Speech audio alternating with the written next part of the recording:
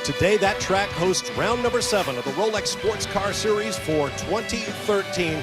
Welcome live on speed to Watkins Glen International and the Sahlen 6 Hours of the Glen.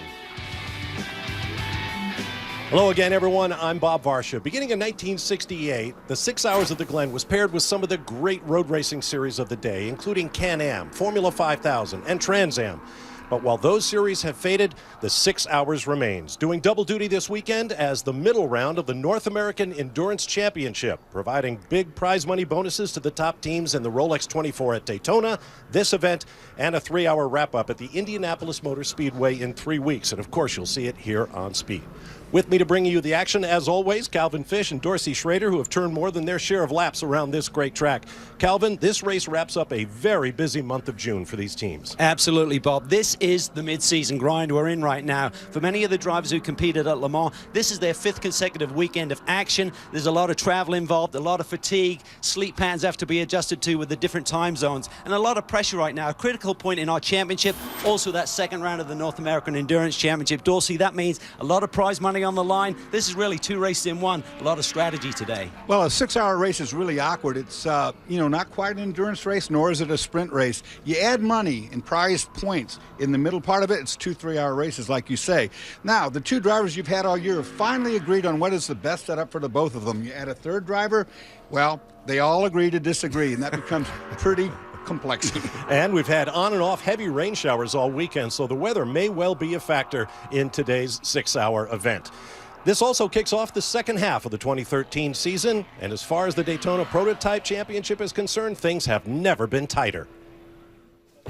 Wayne Taylor Racing drivers Max Angelelli and Jordan Taylor continue to cling to the championship lead, but that lead has shrunk to just 1 point over second place, 2 points over third, after they failed to finish in the top 5 at Mid-Ohio for the 6th straight year. But they swept the 2 events at the Glen in 2011 and would love to get back on track here today. That second place team, the 99 Gainesco Red Dragon, 1 point back after rounding out the top 5 at Mid-Ohio. Alex Gurney and John Fogerty arrive here at the Glen without a victory here since 2007. In third, just 2 points out of the lead, is the Starworks #2 machine. Ryan Dial and Alex Popoff have recorded podium finishes in 4 of their last 5 races, and even claimed victory in the sprint race here last year. What about Ganassi? They were 7 points up and looking strong 2 races ago. Now 25 points back after starting 7th again and tackling with Gustavo Jacquemin again. Memo Rojas and Scott Pruitt finished outside the top 10 in back-to-back races for the first time in history.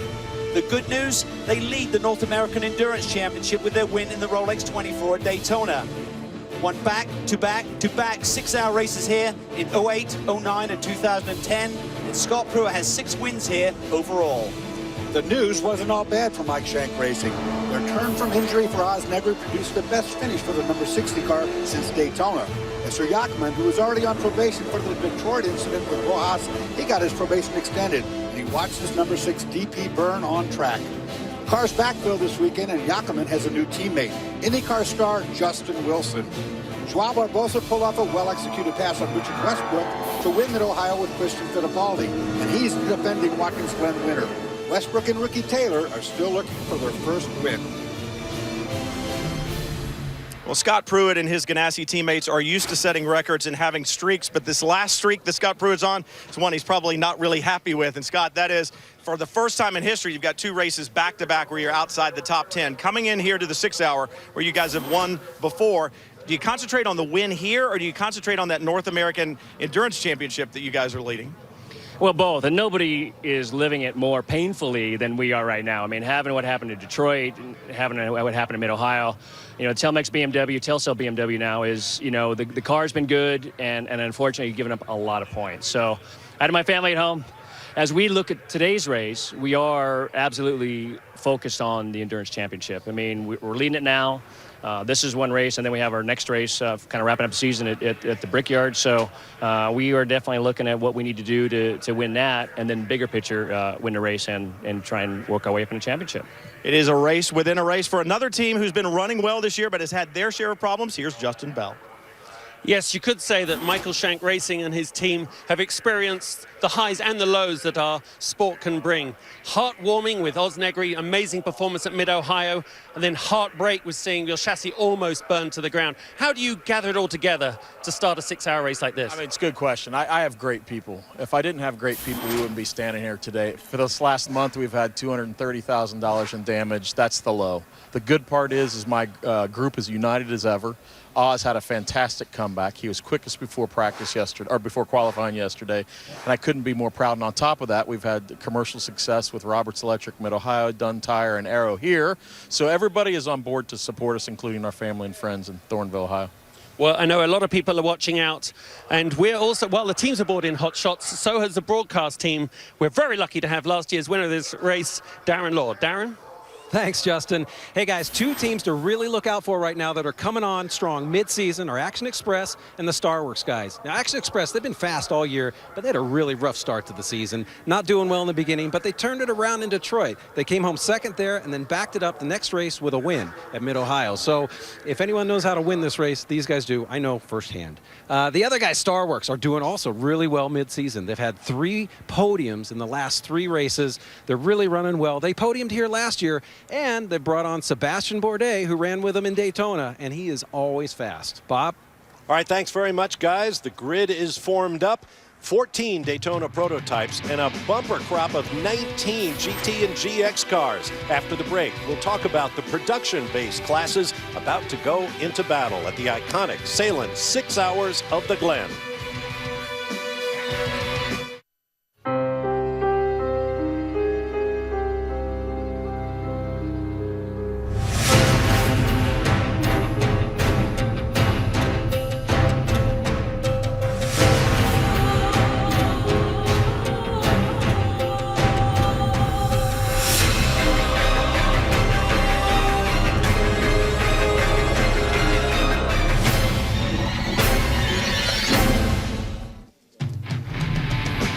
I'm often asked what makes for my favorite racetracks, and I always say history. So much history has been written here at Watkins Glen International as we welcome you back to Speed's live coverage of the Sahlen 6 Hours of the Glen.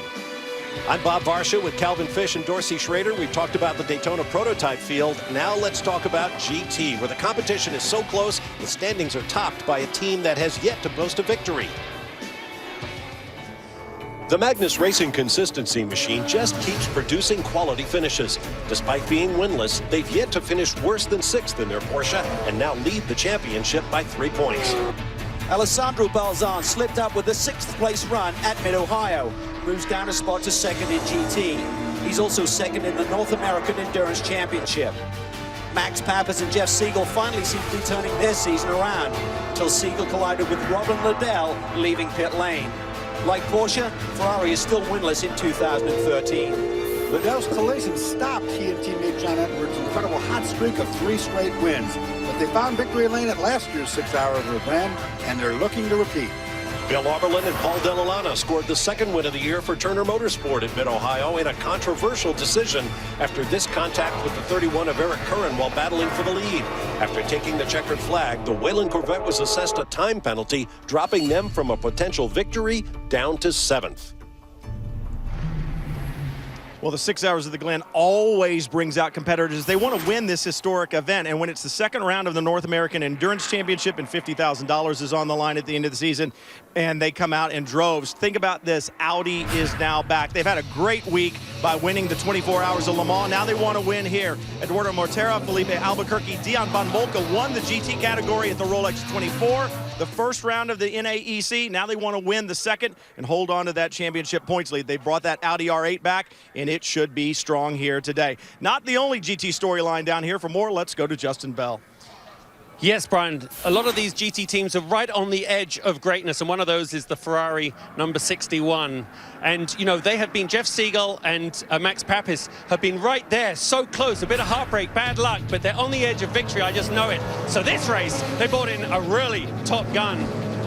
Tony Wielander's here, and to make his presence felt on his 3rd lap out in the wet, he went fastest. Now this car, not so fast on the straight, but amazing under brakes, amazing mid-corner speed. So if it's a little bit of rain out there later, I think the team have a lot of confidence hidden in that pocket of theirs. So anyway, Darren, it's a lot of action down here, a lot of anticipation. Yeah, thanks, Justin. Hey, guys, just like you mentioned at the start of the show, the 44 car, the Magnus Porsche, has been the picture of consistency. They come into this race leading the championship. But the issue is, last year, they come to this race after a big fire. They had a big fire, put them out of the event. So they're trying to turn their luck around. Things that are helping them turn their luck around, the series has given a balance of performance adjustment. They've added another gallon of fuel. They've been able to drop the car a half-inch of ride height, and they've completely taken the air restrictor out. So they should have more power. The final piece of the puzzle for these guys is they're bringing in Richard Leeds, Porsche factory driver, just did his third win, third time at the 24 Hour of Le Mans, and he's always fast. No question about that, Darren. We hope you were all with us for our 24 hours of coverage of Le Mans last weekend. Starting grid across the top of your screen, the GT and GX cars qualified in the dry. Rain washed out, Daytona prototype qualifying, so that part of the field will start based on points. With that, let's take a closer look at the real star of the show, Dorsey, Watkins Glen International. Watkins Glen International is located in the Finger Lakes region of New York. It is one of the world's premier racetracks with long straightaways and sweeping corners. 3.4 miles in length on the long course, 11 corners. Now on a long course, safety is really important.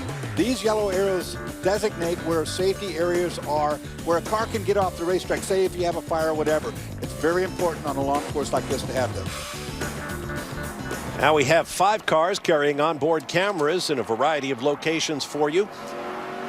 Number 3, Daytona prototype, Enzo Potolicchio behind the wheel. Justin Wilson, who has won on this racetrack in an Indy car, will start the number 6, and Ricky Taylor will be in the number 90. On the GT side, Emil Acetato, reigning co-champion in class in his 69 Ferrari, and Sylvain Tremblay in the number 70 GX Mazda diesel.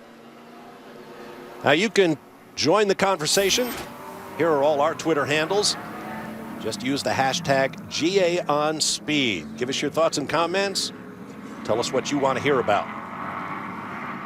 And as you see, the clouds are gathering over Watkins Glen. Time for our keys to the race. Calvin? Well, points mean prizes. A lot on the line here with the North American Endurance Championship bonus. Fun, saving fuel. Don't be foolish. That'll really save you time on pit lane, which is critical. And then the weather. Will we see any rain today? The current forecast says it's 50% chance in the last 2 hours of this race. And growing as things tick away during the afternoon. By the way, Calvin mentioned prizes. $100,000 to the winner of the NAEC and Daytona prototype. 50 grand to GT, 25 to the GX category winner. And with that, it's time to go racing. The green flag waves at Watkins Glen as the Daytona prototype field rockets away. Wow, Max the Act was on the throttle early. Look at Alex Popov slides into second. Jumped on the Gainescote Dragon there, got by, no problems through turn 1 or 2. Looks clean. And up through the S's they go. Good clean start here. Going to see how that Ford power does in the number 2 machine that runs second, going up against the Chevys. A good tow going on right there. This racetrack, you get a good pull up this straightaway. Through the inner loop. Nice and clean through. Oh, pop out of the inside, in trouble maybe for Max Angelelli. Oh, touch. Contact with the 99. Argy-bargy on the first lap of a 6-hour race. Here come the GT machines. Angelelli's got a problem. I believe he does. He is dropping like a stone through the field. They've cut down a tire. And they are not all that far behind the GT field as they take the green flag with the DPs down in the boot. Rob Liddell on the pole. The DP field was set by points. The GT cars did qualify in speed, and Liddell took the pole in the Stevenson Camaro. 3 wide in the middle there. Pretty much orderly, though. Everybody giving each other a lot of room at the start. There's the 31 of Eric Curran. You heard about their problem at Mid-Ohio, for which they were given a time penalty. They have a lot to prove. Oh, look at the Audi. Whoa! That's the top of the S's. That's insane. You don't touch anybody there. Felipe Albuquerque behind the wheel of the Audi machine, forcing the issue. And look at the stack up as a result. Here comes the Turner. BMW up the outside and contact again. Cuts down a tire possibly. That's the 93 Gunter Schaldach. Yeah, definitely some tire rub at least there on that right front corner. This is crazy stuff in the first lap of a 6 hour. How about we haven't it? seen a lot of track action because of the rains and stuff this weekend, and really a shortened schedule in terms of practice time. These drivers are antsy right now. And that's a key point. They are down on data. They simply haven't had an awful lot of dry green flag time on track. 5 hours and 58 minutes to go, boys. Calm down. Angelelli pits. This is the championship leader, remember. Brian's there on the spot. Brian, what are you seeing? Well, Calvin, the thing that's strange is I don't see a problem at all mechanically on the car. There's nothing I can see. Crew going to the inside, you would think that's something electrical with an ECU. Also thinking about pulling the engine cover off. So it's not a mechanical issue caused by the contact. I wonder if the contact was caused because this car was not running well, perhaps missed a beat. Brian, radio transmission we just picked up says they have no gears, no transmissions, not working right now. Wow, what a shocker. Look at this. He comes out of the inner loop, just goes to the outside. He knows something's adrift. Then he comes down on the Red Dragon a little bit. But Alex Popov leads. He's in damage control is what he's doing. He's trying to block everybody and try to figure out the problem he's got on board. It's John Fogerty and the Red Dragon. They are number 2 in points. And if the 10 cannot continue, remember they had just a 1-point lead in the championship coming in. That will be a huge gift to John Fogerty and teammate Alex Gurney. And I hate to say this, but when you have no gears at all, you know, it's not an ECU problem. The ECU does control the shifting up and down, but when you have no drive whatsoever, it sometimes is terminal like an input shaft. That would be a bad situation for the number 10. Look at this battle for the lead in GT. This is Eric Cohen in the Whelen Corvette. Now look at this argy-bargy on the first lap. That's Gunter Schalldach going to the outside of Albuquerque into the brake zone. Albuquerque gives him a little hip check there, saying don't think about it. You see the smoke off Schalldach. Watch that BMW. And he's going to have smoke pouring off that front corner like a cut-down tire. He can't make the corner, cuts through the grass, and safely re-enters. Remember, Albuquerque ran the Daytona 24-hour race, but he's not a regular in this series. He runs the DTM Championship, and they do have a bit of cut-and-thrust racing over there, that is for sure. He's one of those young drivers making a name for himself. Being sent over here by the factory, he is going to be aggressive. Meanwhile, Gunter Schalldach has dropped back to 11th in class. You know, could have knocked the toe in on that a little bit, then a tie rod or something. But that smoke was kind of conspicuous to remain after the hit. Things settling down here at the front of the pack. Alex Popov says this is one of his favorites racetrack. He really came alive here. And this is one of our Pro-Am drivers, but boy, does he have a lot of speed. And that Starworks machine is coming to life here. God, how can you not like this racetrack? Down here to the toe of the boot, climbing this hill. This is a blast to drive. It really is. See those concrete patches? They really create a problem when it becomes wet because they really are really greasy. Remember a year ago when Tony Stewart and Lewis Hamilton swapped cars here at Watkins Glen. Even though it was in the wet, Stewart climbed out with a big smile on his face and says, you have got to race the full international circuit here at Watkins Glen. I agree. I wish NASCAR would get off that short circuit, which is silly, and get on this real track. Let's get more on the 10 now with Brian Till. Bob, I saw the crew dive in to the side where the ECU is and such, but that's also where the mechanical shift linkage goes up to the gear shift in this car. It's not a paddle shift car. There is a gear lever that they have to pull. That is the problem. The linkage has come undone. That's why the crew's in the right side. They're trying to get it repaired back together and get Angelelli back on track. I've had that same problem. You break a Heim joint or something comes loose on that gear lever, linkage goes back to transmission. Now the ECU runs the non-interrupt side where you can shift without lifting off the throttle, but what that is a mechanical problem. Also Travis Hogue, the lead mechanic there, talking to Simon Hodgson, the team manager, trying to identify what the problem is. Here comes the Red Dragon. Here comes Fogerty. He wants some payback. He got jostled at the beginning there. Look at Ricky Taylor. He gets a run there. This is really bunching everyone up here a little bit. On board with Taylor, started 5th. He's now up to 3rd. A little bit of water on the camera lens there. I don't think we've got any sprinkling yet. That could have been someone dropping the wheel off just momentarily. Field is getting bunched here because of the traffic that they're dealing with already. Lapping some of them. Yeah, right. Going through some GT and some GX traffic. Remember, it's a long race. You've got to stay in the game. You said it, Dorsey. It's like a sprint race now, but you can't afford to take chances. I mean, traffic is really the key element. You've got to get through the traffic safely. Aboard the number 70 Mazda Skyactiv diesel, Sylvain Tremblay, whose company built the machine, driving. Look at this stack up. Dane Cameron now all over the back of Scott Pruitt. It's Pruitt behind the wheel of the 01 starting the race today. Typically it's Rojas, but Pruitt likes to start these 6-hour events. A dramatic start to the 6 hours. Sahlen 6 hours at the Glen. We'll take a break and return. There's Bob Stallings. His car runs second in the hands of John Fogerty. We'll be back in just a moment.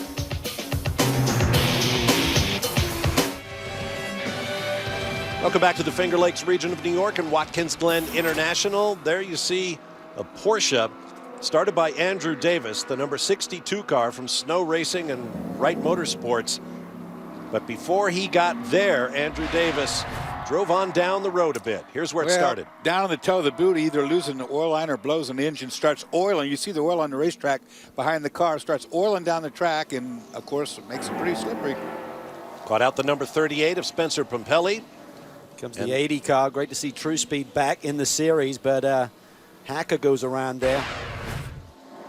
Now here's the 10 back on track after some time behind pit wall to fix that broken shift lever mechanism. 5 laps down, so this is really just a damage control. Main thing is to get 30 minutes on the board so you score points today. Remember back to Detroit where the 01 car didn't get that and got 0 points for the day. So that'll be the first agenda, and then just hope that the other cars have similar issues. Now let's get more on the 62, Justin Bell.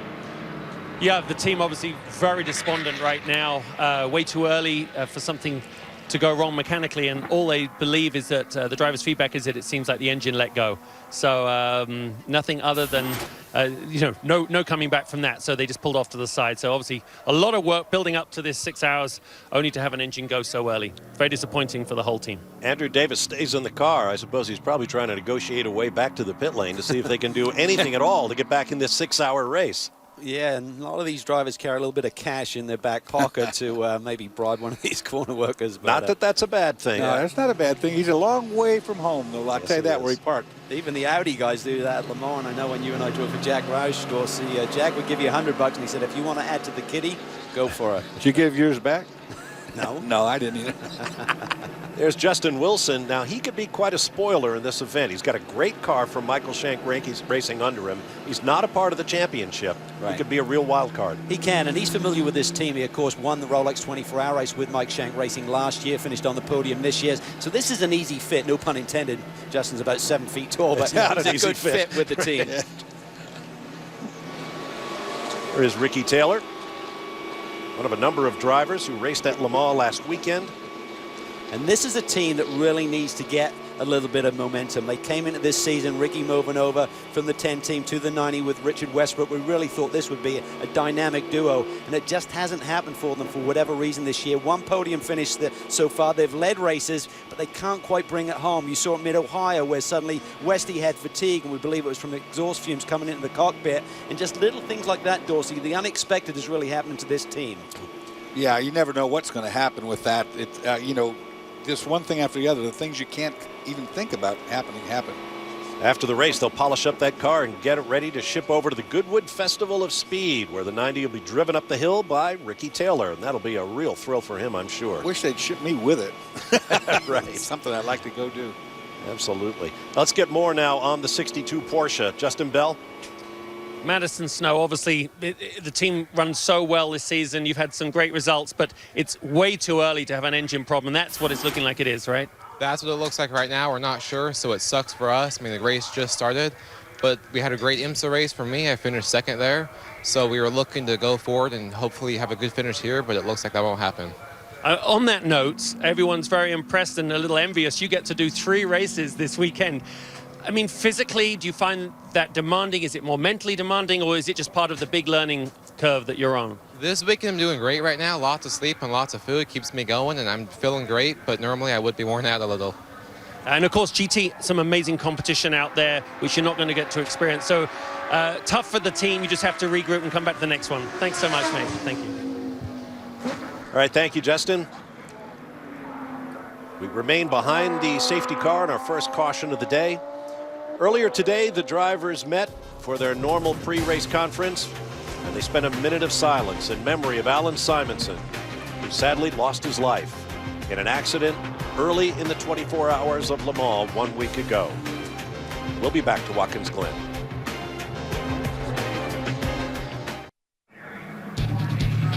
Welcome back to the Glen. Tomorrow, join us on the Hub for an insider's perspective you won't get anywhere else. Our team will break down all the excitement and drama from Kentucky this weekend.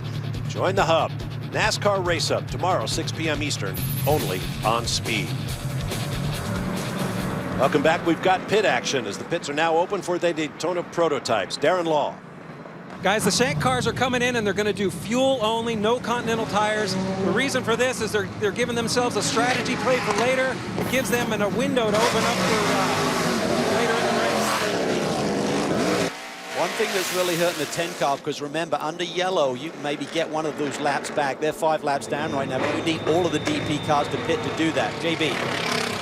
Yes, Will Nonamaker just jumped into the 43 Sahlen's car that came into the pits. It was pretty active in here. Remember, strategy changes instantly the minute you have a full force yellow like this, and it's very early on. Nice pit stop as he heads out on track.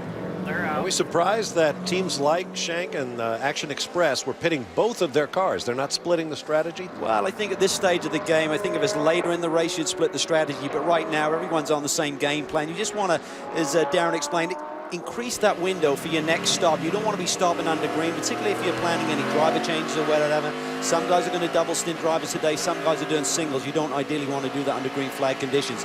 For the 3 team, the real critical factor is there. They got 2 really quick guys. Stefan Sauer's out joining Michael Valiente and Enzo in the car this weekend, so they weren't up for points. They don't need to get to that 30-minute mark before doing that first driver change. Back to Darren Law. As a 3 car actually came in and did a driver change. Enzo Potolicchio got out and they put in Michael Valiente. So again, a strategy play there. They need to get the car up front, and Valiente is the guy to do it. Guys? Saw a little wrapper in pit lane. Sorry, Cal. When he pulled out, there was a wrapper tumbling down pit lane, and guess who caught it? Number 3 car right in the left front of the Michael's grill. getting something sorted out in the cockpit there, just his seatbelts and stuff snugged up, and Michael finished on the podium, a great run to second place, led a lot of laps at Mid-Ohio, of course, and the reason is Enzo's really not hard in the championship chase, so he doesn't care about points, so that's really a good strategy play that they can use. Brian? Here's an update on the 10 car. It was a linkage. It was a section of linkage that they replaced, but I talked to Simon Hodgson and he said the concern is that is not a piece that breaks, so they don't think it's a wear issue. It's a concern as to, is there an additional load right now on the linkage that shouldn't be there, or is there a supplier issue perhaps, and there's a part that's not been machined correctly, and the one that they put in might have the same problem. So even though it's fixed right now, a concern for the remainder of this race for the 10 team. Also the 94, Paul Dallalana was going to come in, but their radio communication has been spotty at best. Right at the last minute, the team is telling him pit, pit, pit, but he realized if he made the move too late, he'd be penalized. He stayed out, so their strategy got thrown a bit of a curveball, but we still have a long way to go. And we have at least one more lap behind the safety car, so we'll take another break and come back to review the GT situation. There's Wayne Taylor. His championship-leading car coming in has already suffered problems, but we've got a long way to go. Stay with us.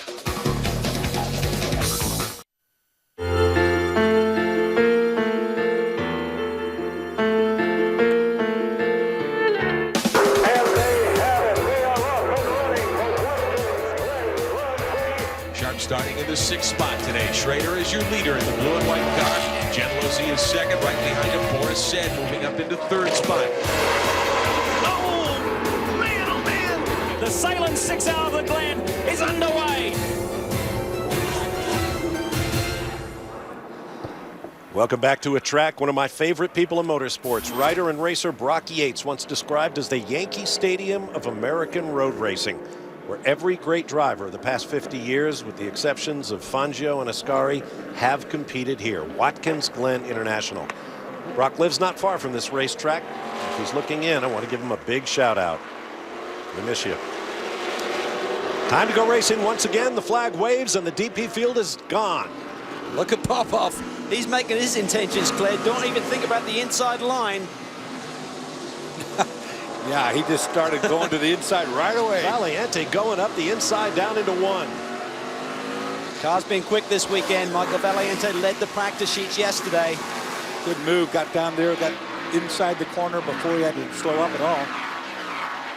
That kid is Superman. Michael Valiente will race after race after race. Different kind of race cars, different weather conditions even, and he is always strong. Darren, what have you got?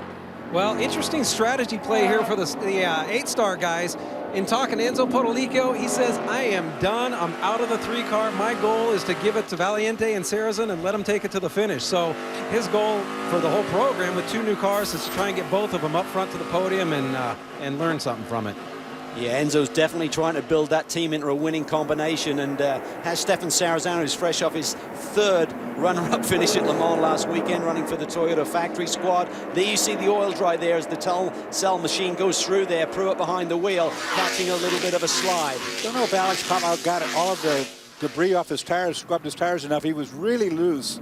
First half of this lap, he was hanging on like crazy. That car was swirling. Yeah, he's got some good car control through the inner loop there, Dorsey. He was really sideways, as we could see when Darren was talking about the Enzo Potolicchio situation. But this is a good little scrap here, and we talked about that 2 races in 1, hitting that 3-hour mark and being in the lead. There's bonus points there for the North American Endurance Championship, and Action Express are on that board. They did it last year when Darren was driving for them, got those big bonus points middle of the race. They're doing it again today by taking that fuel on early under this first caution period. And a good chunk of change, I might add, about 100 grand. Yeah, right.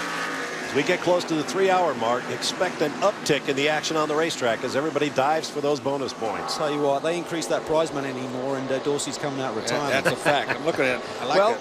For the record, he never really retired, did he? I didn't see a press release. And I can be bought, there's no doubt.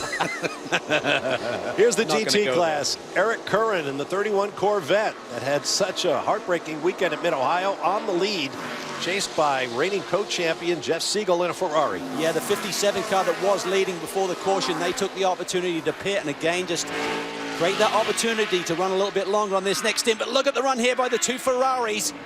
On Curran, he's got to defend. He got bought a little bit there, and the Ferraris are side by side heading down to the brake zone. And believe it or not, they've got a Daytona prototype to use as a pick. Me and Boris said did this. It didn't work out well. Balzan aggressive. We haven't seen that much this year. He's been a little bit conservative. We've seen some late race charges. He seemed to be willing to sit there and take the big points. But right now, he wants the lead of this motor race. He's 2nd in the North American Endurance Championship. That'll be on their mind as well. Climbing the hill in the number 4, that's Emilio de Guida, Venezuela. First opportunity to watch his number 4 car in action after heavy damage to their regular number 3 car at Detroit. There was some question as to whether or not Enzo Potolicchio's 8-Star Motorsports team was going to be able to get this 4 car on track. But here it is. This is his first DP event. He's run 3 GT races in the Rolex Series, so limited experience. So, you know, he's going to take a while to get up to speed, and unfortunately this weekend there wasn't a lot of track time to begin with. Lot up was interrupted by rain, and here we see that Ferrari Siegel looking to the inside of Curran. 93 pressed hard by the 57. Wonder what happened there. Looks like it's up to speed though, Cal. Liddell on Sheldock. Brian Till has more from the pits.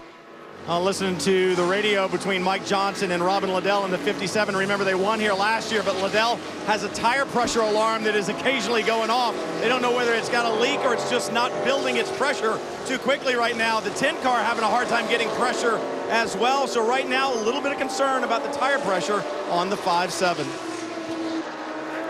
They're in really good shape. Bear in mind, they have made a pit stop already, and they're still at the lead group of this GT field. So Mike Johnson's one of the best. I mean, I say to guys, if you don't know what to do, there's a couple of guys to follow in terms of strategy, and Mike's one of the boys. Of course, they came in, obviously got tires. That's what Brian's talking about. Maybe one of those tires not building enough heat, not enough pressure yet, has that alarm on. But you don't always know that either. This racetrack does get some gravel on it time to time, and you can do punctures. They'll watch it closely for sure.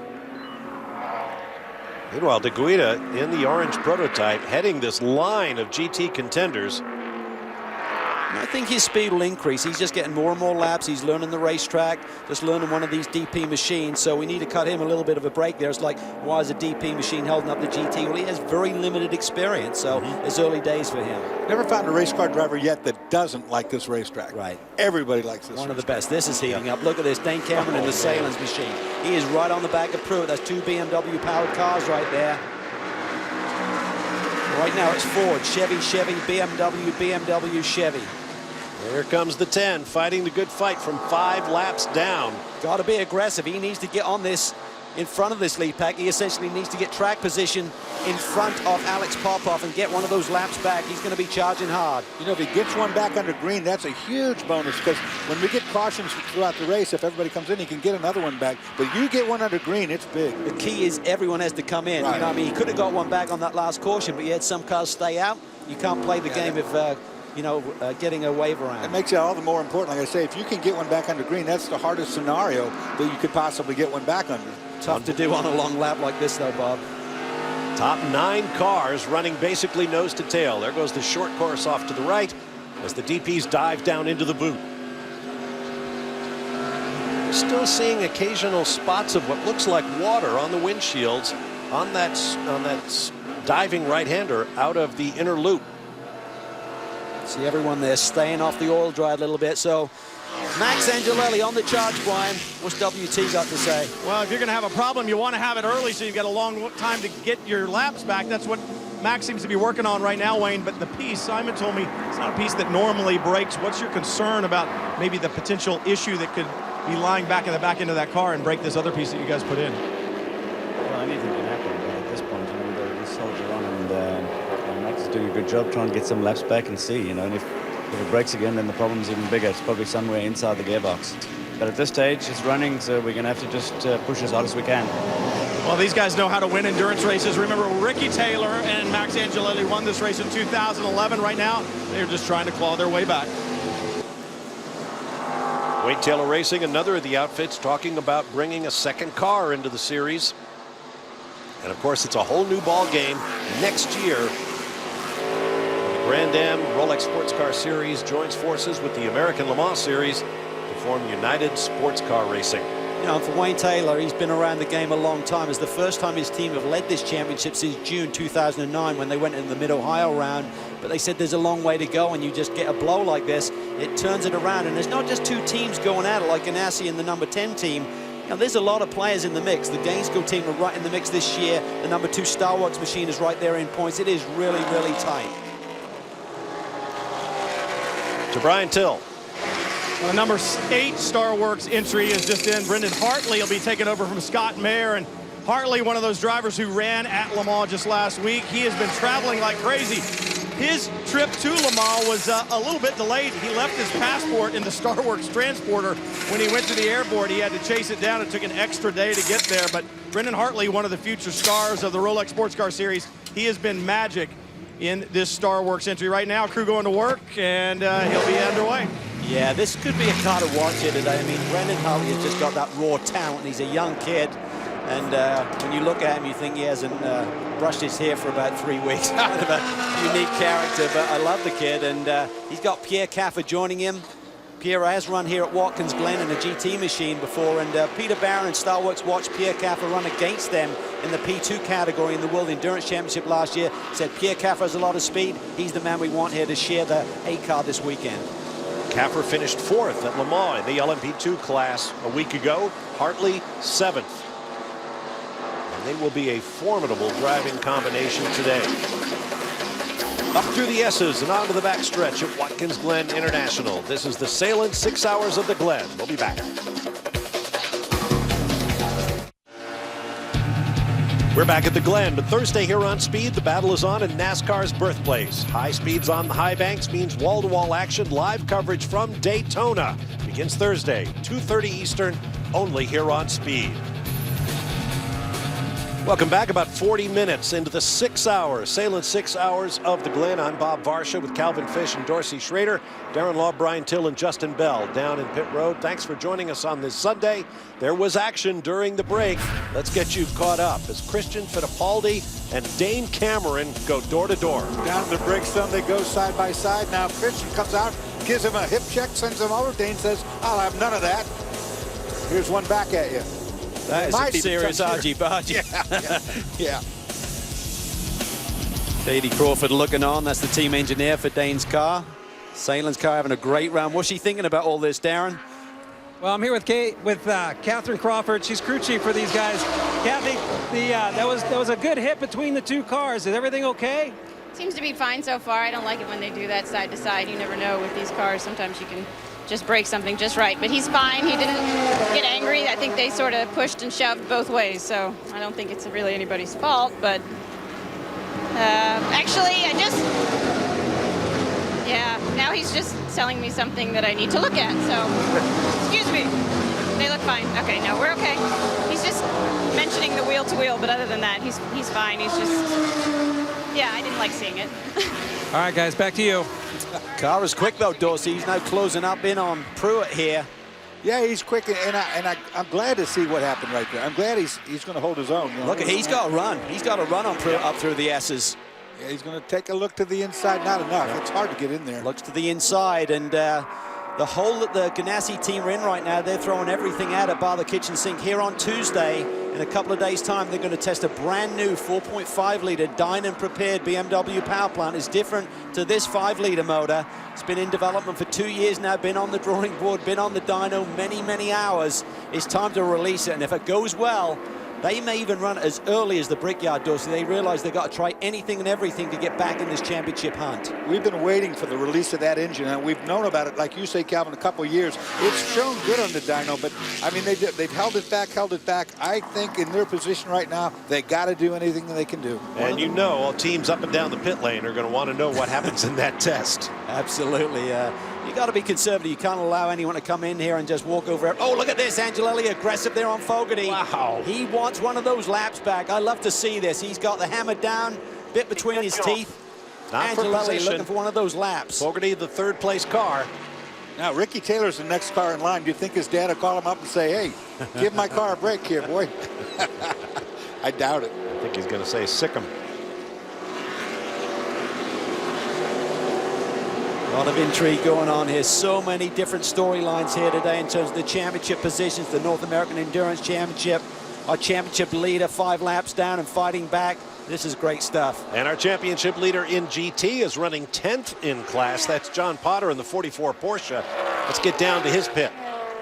Well, last time we talked to Andy Lally was at Mid-Ohio. And Andy, when we talked during the race there, we were talking about how you felt like you guys were at a little bit of a performance disadvantage.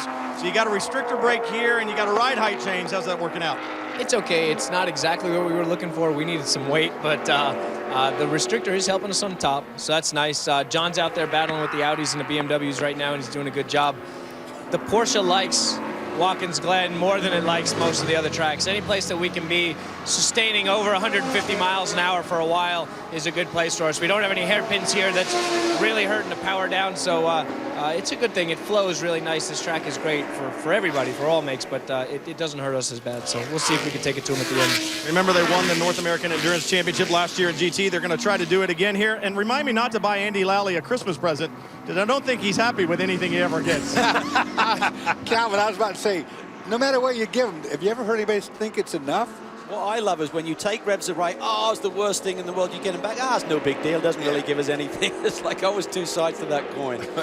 Here's a new face in the GT field, the number 46, Fall Line Motorsports Audi R8 Grand Am Edition. Paul Galilano just had a moment back there coming up the left. Saw that. Yeah, the yellow Turner BMW. But this car being shared by the 2010 driver and team champions in the Continental Tire Sports Car Championship seen here on Speed. Meanwhile, Pruitt down the inside. That is 4th position. Yeah, gets by Fogarty. That's 3rd. And Angelelli up ahead, many laps down. Cameron's having a sniff too. Yeah, Cameron wanted to go with him. Not quite enough gap to make it work, but he's got a run going. Cameron gets a good run up through these S's, and then he seems to stall out a little bit. I'm not sure if it's a downforce issue or maybe just a different power plants playing against each other. Look at Popov. He just defends that inside line and just says, don't even think about it. Good point about downforce on this racetrack. You're going up a hill. You're pulling max revs all the way down that straightaway. Downforce, if you take some off, it's usually we see the Ganassi guys run a lower downforce setup. It gives you a good top end, and you need it getting into that inner loop. See the spray there again. There's been so much rain here this weekend that spray is coming through some rain and some water that still is pulled up inside these curbs. So if they hit a certain spot, it's just kicking it up to the car following. I think Fogarty's kind of getting tired of being passed here.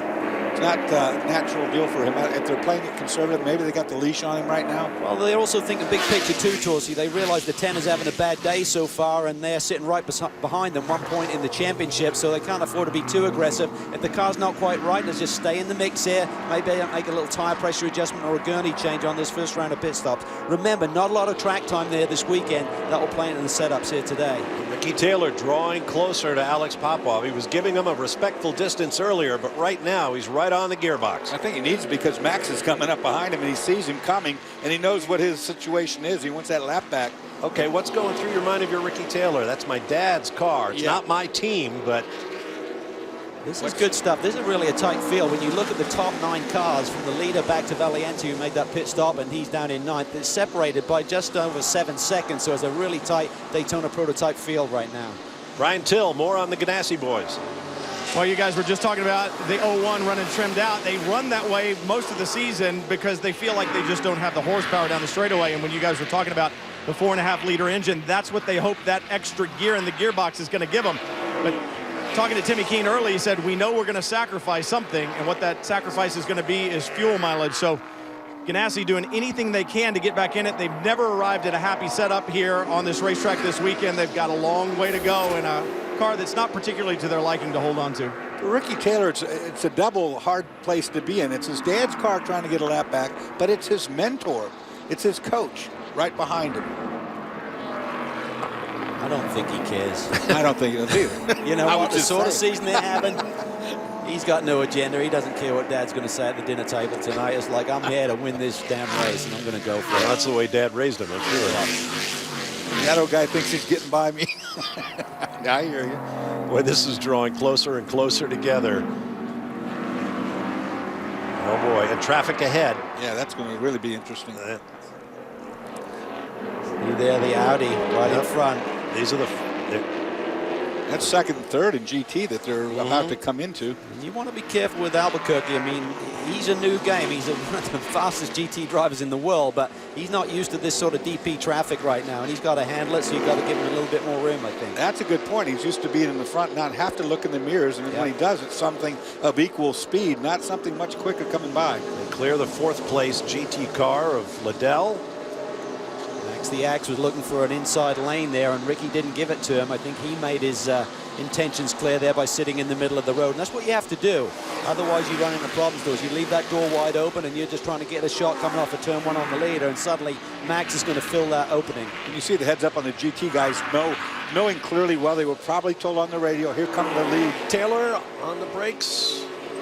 The inner loop. Nope. They made the pass easy, and that's what you want to do. Popov's driving heads up, though. I mean, he's willing to give up the entry line to that bus stop chicane, and he realized, I'm just going to stack them up. I just get through the first part nice and easy, and then just really key on the exit offer here. So he's doing a good job here. Yeah, he's controlling. Oh, now this is interesting. To the inside, runs a little bit wide there. Everyone's snaking around. He's controlling the race from the front, which is something I always like to do. You know, play it into your hand. Just seems to develop into a stronger and stronger driver week in, week out. He's always had the speed. Now he's showing that sort of maturity that you'd expect. Yeah, he's thinking in front of the car now. You know, now he's not just driving the car. Now he's thinking the race through. Great nose-to-tail action here at Watkins Glen. All the top DP cars bunched together. Michael Valiente back in 9th place, not shown in this picture, just set the fastest lap of the race at a 1:44.307.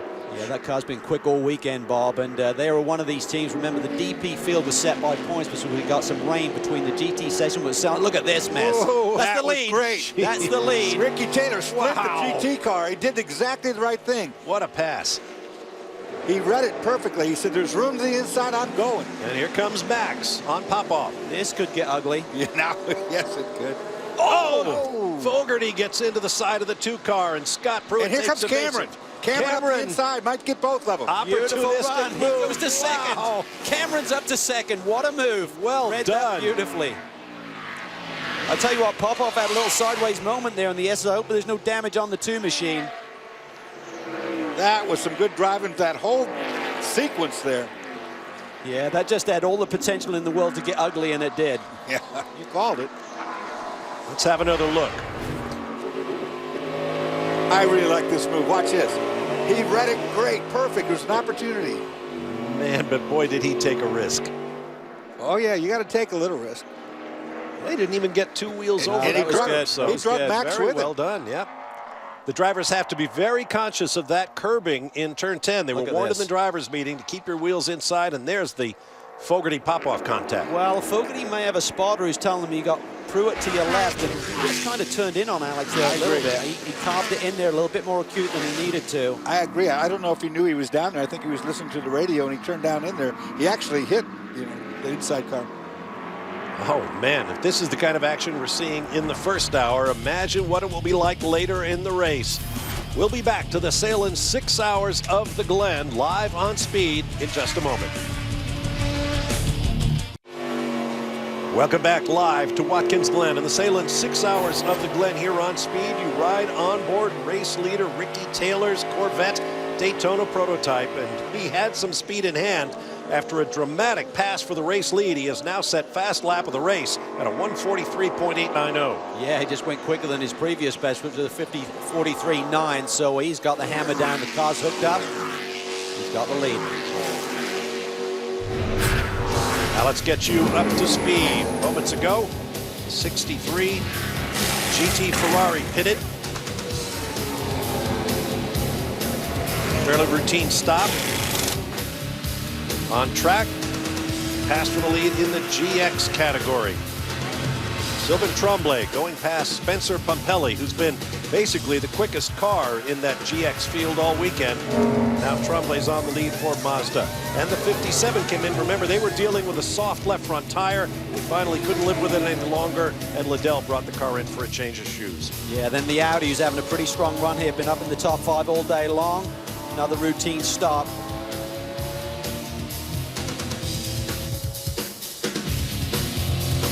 Kind of a long stop.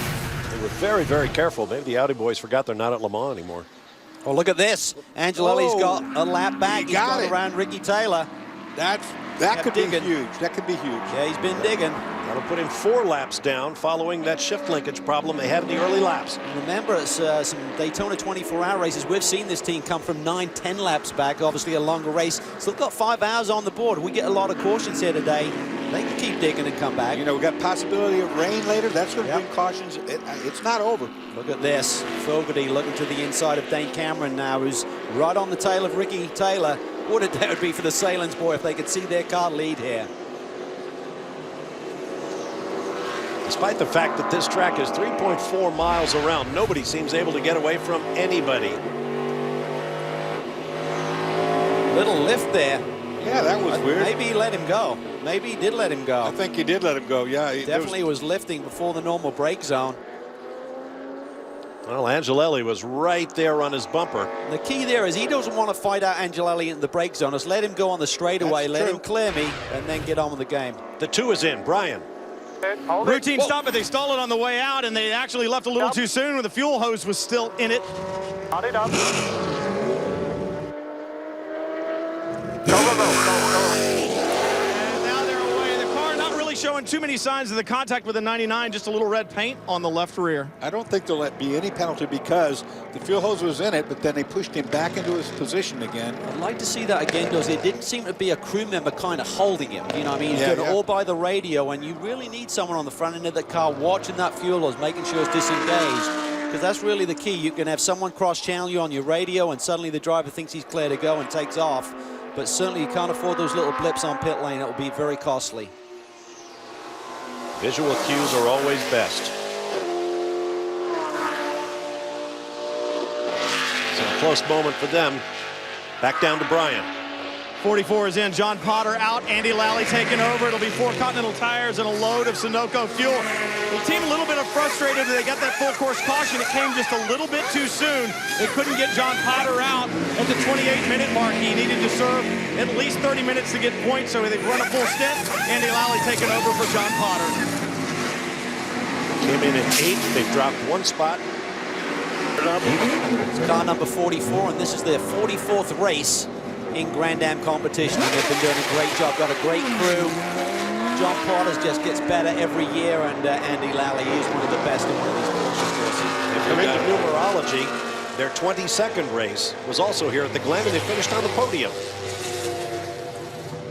The Sahlen's DPs are in. A lot of GT traffic. Justin Bell. Yeah, a lot of traffic down in this pit lane. They are putting fuel in right now into the 42. They came in, the team were absolutely on deck, and of course they got a very crowded pit box. We'll get to that in a minute. But the Sahlen's team have certainly been anticipating this. It's all part of their strategy. Fuel going in right now. There is a new set. Conti's sitting there on the ground next to the car. And away they go. Sorry, the tires are on the car. I missed that because I walked up. Yes, the nicely executed pit stop, Bob. Yeah, Wayne Nonemaker now behind the wheel is going to be Mark Wilkins as the third driver joining this team for the first time this weekend. He actually started the 43 car, will now transition over to the 42. I'm not sure if there's a refueling issue there or just they were super efficient with the rest of the pit stop, but it seemed to be a long wait for fuel to finish. I was going to say the very same thing. Either they nailed that tire change or the fuel was really slow. When the driver's already in, though, and strapped in and sitting there for a long time, that indicates to me it was a fueling issue. Didn't have a clock on, unfortunately. All alone on the racetrack. Now, if you notice that person standing in the red shirt at the back holding up the phone getting a snap, that was our grand marshal for this year's race, Abby Wambach, two-time Olympic gold medalist, 2012 FIFA World Soccer Player of the Year, and International Women's Soccer all-time leading scorer. Justin Bell is with her. Well, actually, there's double trouble down here. Carly Lloyd, also you are the grand honorary starter, and Abby, Grand Marshal. Amazing to have you both here. I think you've raised the quality level of the crowd here at Watkins Glen. I'm going to start with you first. Obviously, hundreds of goals between you, gold medals, all-time women's soccer records, and yet you come to your first motor race. What do you make of it? Well, you know, I'm not really a car racing fan, but after today, you see how much goes into it. You see the detail, and like us playing soccer, we don't just go out there and kick a ball. You know, there's a lot that goes into it. And I have a newfound respect for car racing. It's really cool, and it was a great experience today. And of course, standing here, you just watched that pit stop happen for the 42 Sahlen's car. I mean, it's so intense. There's so much action. It's very choreographed. Any sort of familiarity to your sport? Well, we don't have too much brakes on the field. You know, we can't really just take a break and gas up our engines there, but you know, it's kind of similar. A lot goes into it. You know, they're not just driving around in circles. There's details, little details, the pit crew, everything. I mean, I'm just amazed at everything that goes into it. But you can see it is so exciting to stand here, even us after years and years of doing it. But Abby, these drivers, it's very hard to see. When we watch you on the soccer field, we see how much physical effort you're putting in. Can you relate to the energy they're expending out there? Yeah, you know, people sometimes say that this isn't actually a sport, but, you know, it's to the contrary. It may be more of a sport than even playing soccer. I mean, it's hot in this, it's hot right here in this pit. It's hotter in the car. These guys, I mean, we were in the pace car earlier today going 140, 150 miles an hour around the track, and your heart rate is going up, your adrenaline is pumping, and so it's maybe even more of a difficult sport on the body than even playing football. I mean, it's amazing having you here, and you know there is some celebrity races that you two could get in one day, so you can go from the field to the track. Thanks very much for being here, Brian. Now Memo Roas has taken over from Scott Pruitt in the 01, just waiting for fuel. And they are underway. The 99 just in moments before that. They came in, routine stop, but they did go to a smaller gurney on the rear wing, looking for that top speed. Calvin, you called it earlier. John Fogerty just getting tired of being passed down the straightaway.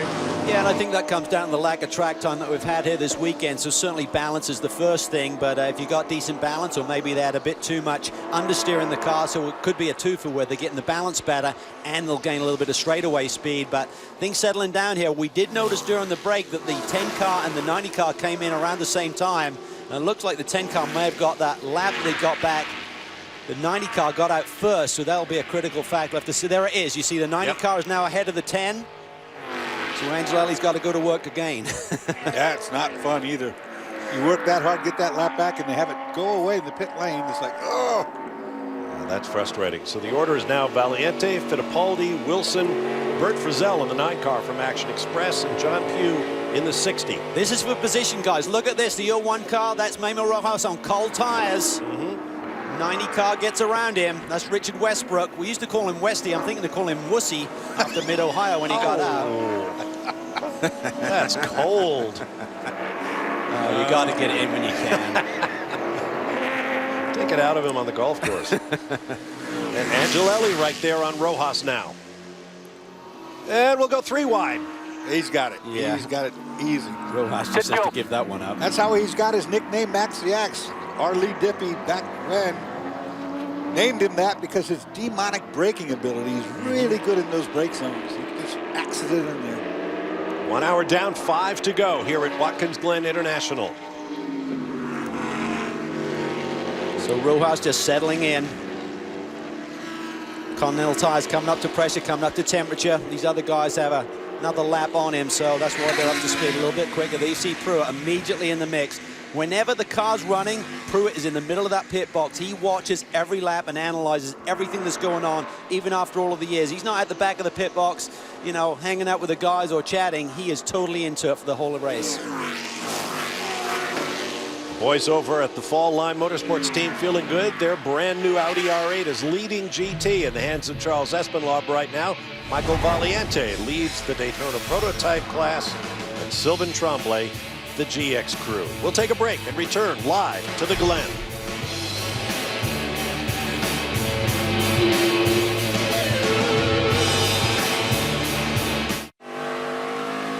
Welcome back live to Watkins Glen International with Calvin Fish and Dorsey Schrader up high. I'm Bob Varsha. Justin Bell, Darren Law, and Brian Till are patrolling the pit lane here at the Sahlen's 6 hours of the Glen. There's your race leader, Michael Valiente from Vancouver, BC.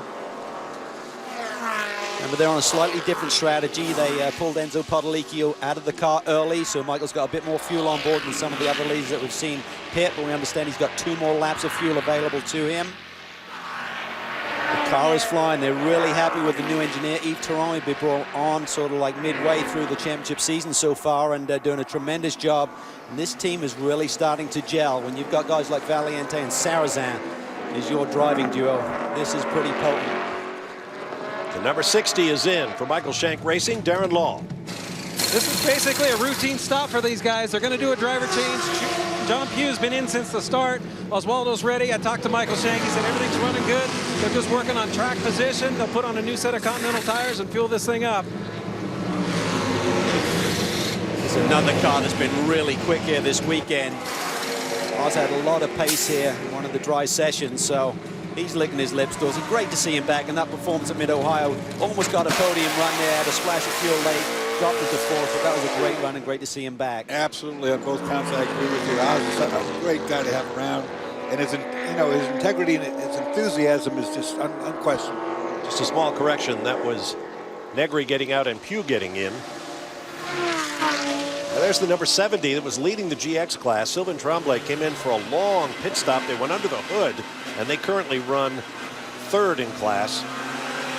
Had some issues electronically with this car that they've worked on, and they thought they'd had it all worked out. It's very complex, the electronic end of this diesel, Sky Active diesel, I should say. Okay, correction to the correction. That was Oz Negri getting in. I saw the name change on timing and scoring when they plugged in their identifying transponder that each driver carries. You were right, Darren. Here comes one of the Audis, hoping to make inroads in American road racing. Back to Darren. 6 cars in now. Justin Wilson will not be getting out. Again, routine stop. These guys are just running through the basic pattern that they need to keep this thing going well. Brand new Continental set of tires and fueling it up as well. You see looks that? like they added some water so he can... Sorry, Darren, you were drowned out. Drowned out by the siren sounds of that big Ford engine. Took a tear off the windshield. That's going to be important later on if we have impending weather that has been coming now for 2 weeks up here. Down to the 46, Justin Bell. Yes, Charles Espenlaub just got out. Of course, the car was in the lead as he pulled in the 46 full-line Audi. First up, guys, what an absolutely beautiful job they've done with the livery on this car. It stood out all week. Of course, all the fans excited to see the Audi R8 here. That was a well-executed pit stop. They just put a new set of Continentals on there. A little hesitation as he goes out the pits. These cars, and we're going to hopefully have a chat later with one of their top Audi guys, but these cars are just developing as a very potent force here in GT. There's a lot more to come. So keep an eye on this space, guys. Yeah, so cool to see that car leading on debut for 4 line. We're seeing the 3 car heading the pit stops. After 27 laps on the board, Darren's there. Yeah, 3 cars back in. If you remember, these guys came in early and switched drivers. They're going to leave Valiente in, added some water, and same thing, guys. Everyone's on a pretty routine program here as far as tire. Brian, over to you. Kurt Frizzell is in the number 9 from Action Express. Christian Fittipaldi, the team car, just stopping moments before. Both stops routine. Continental tires, full load of fuel. It's taken a long time to get this fuel in today, but teams want to make sure they get every ounce of it in. Frizzell just waiting for the stop. You see the smoke off the left front.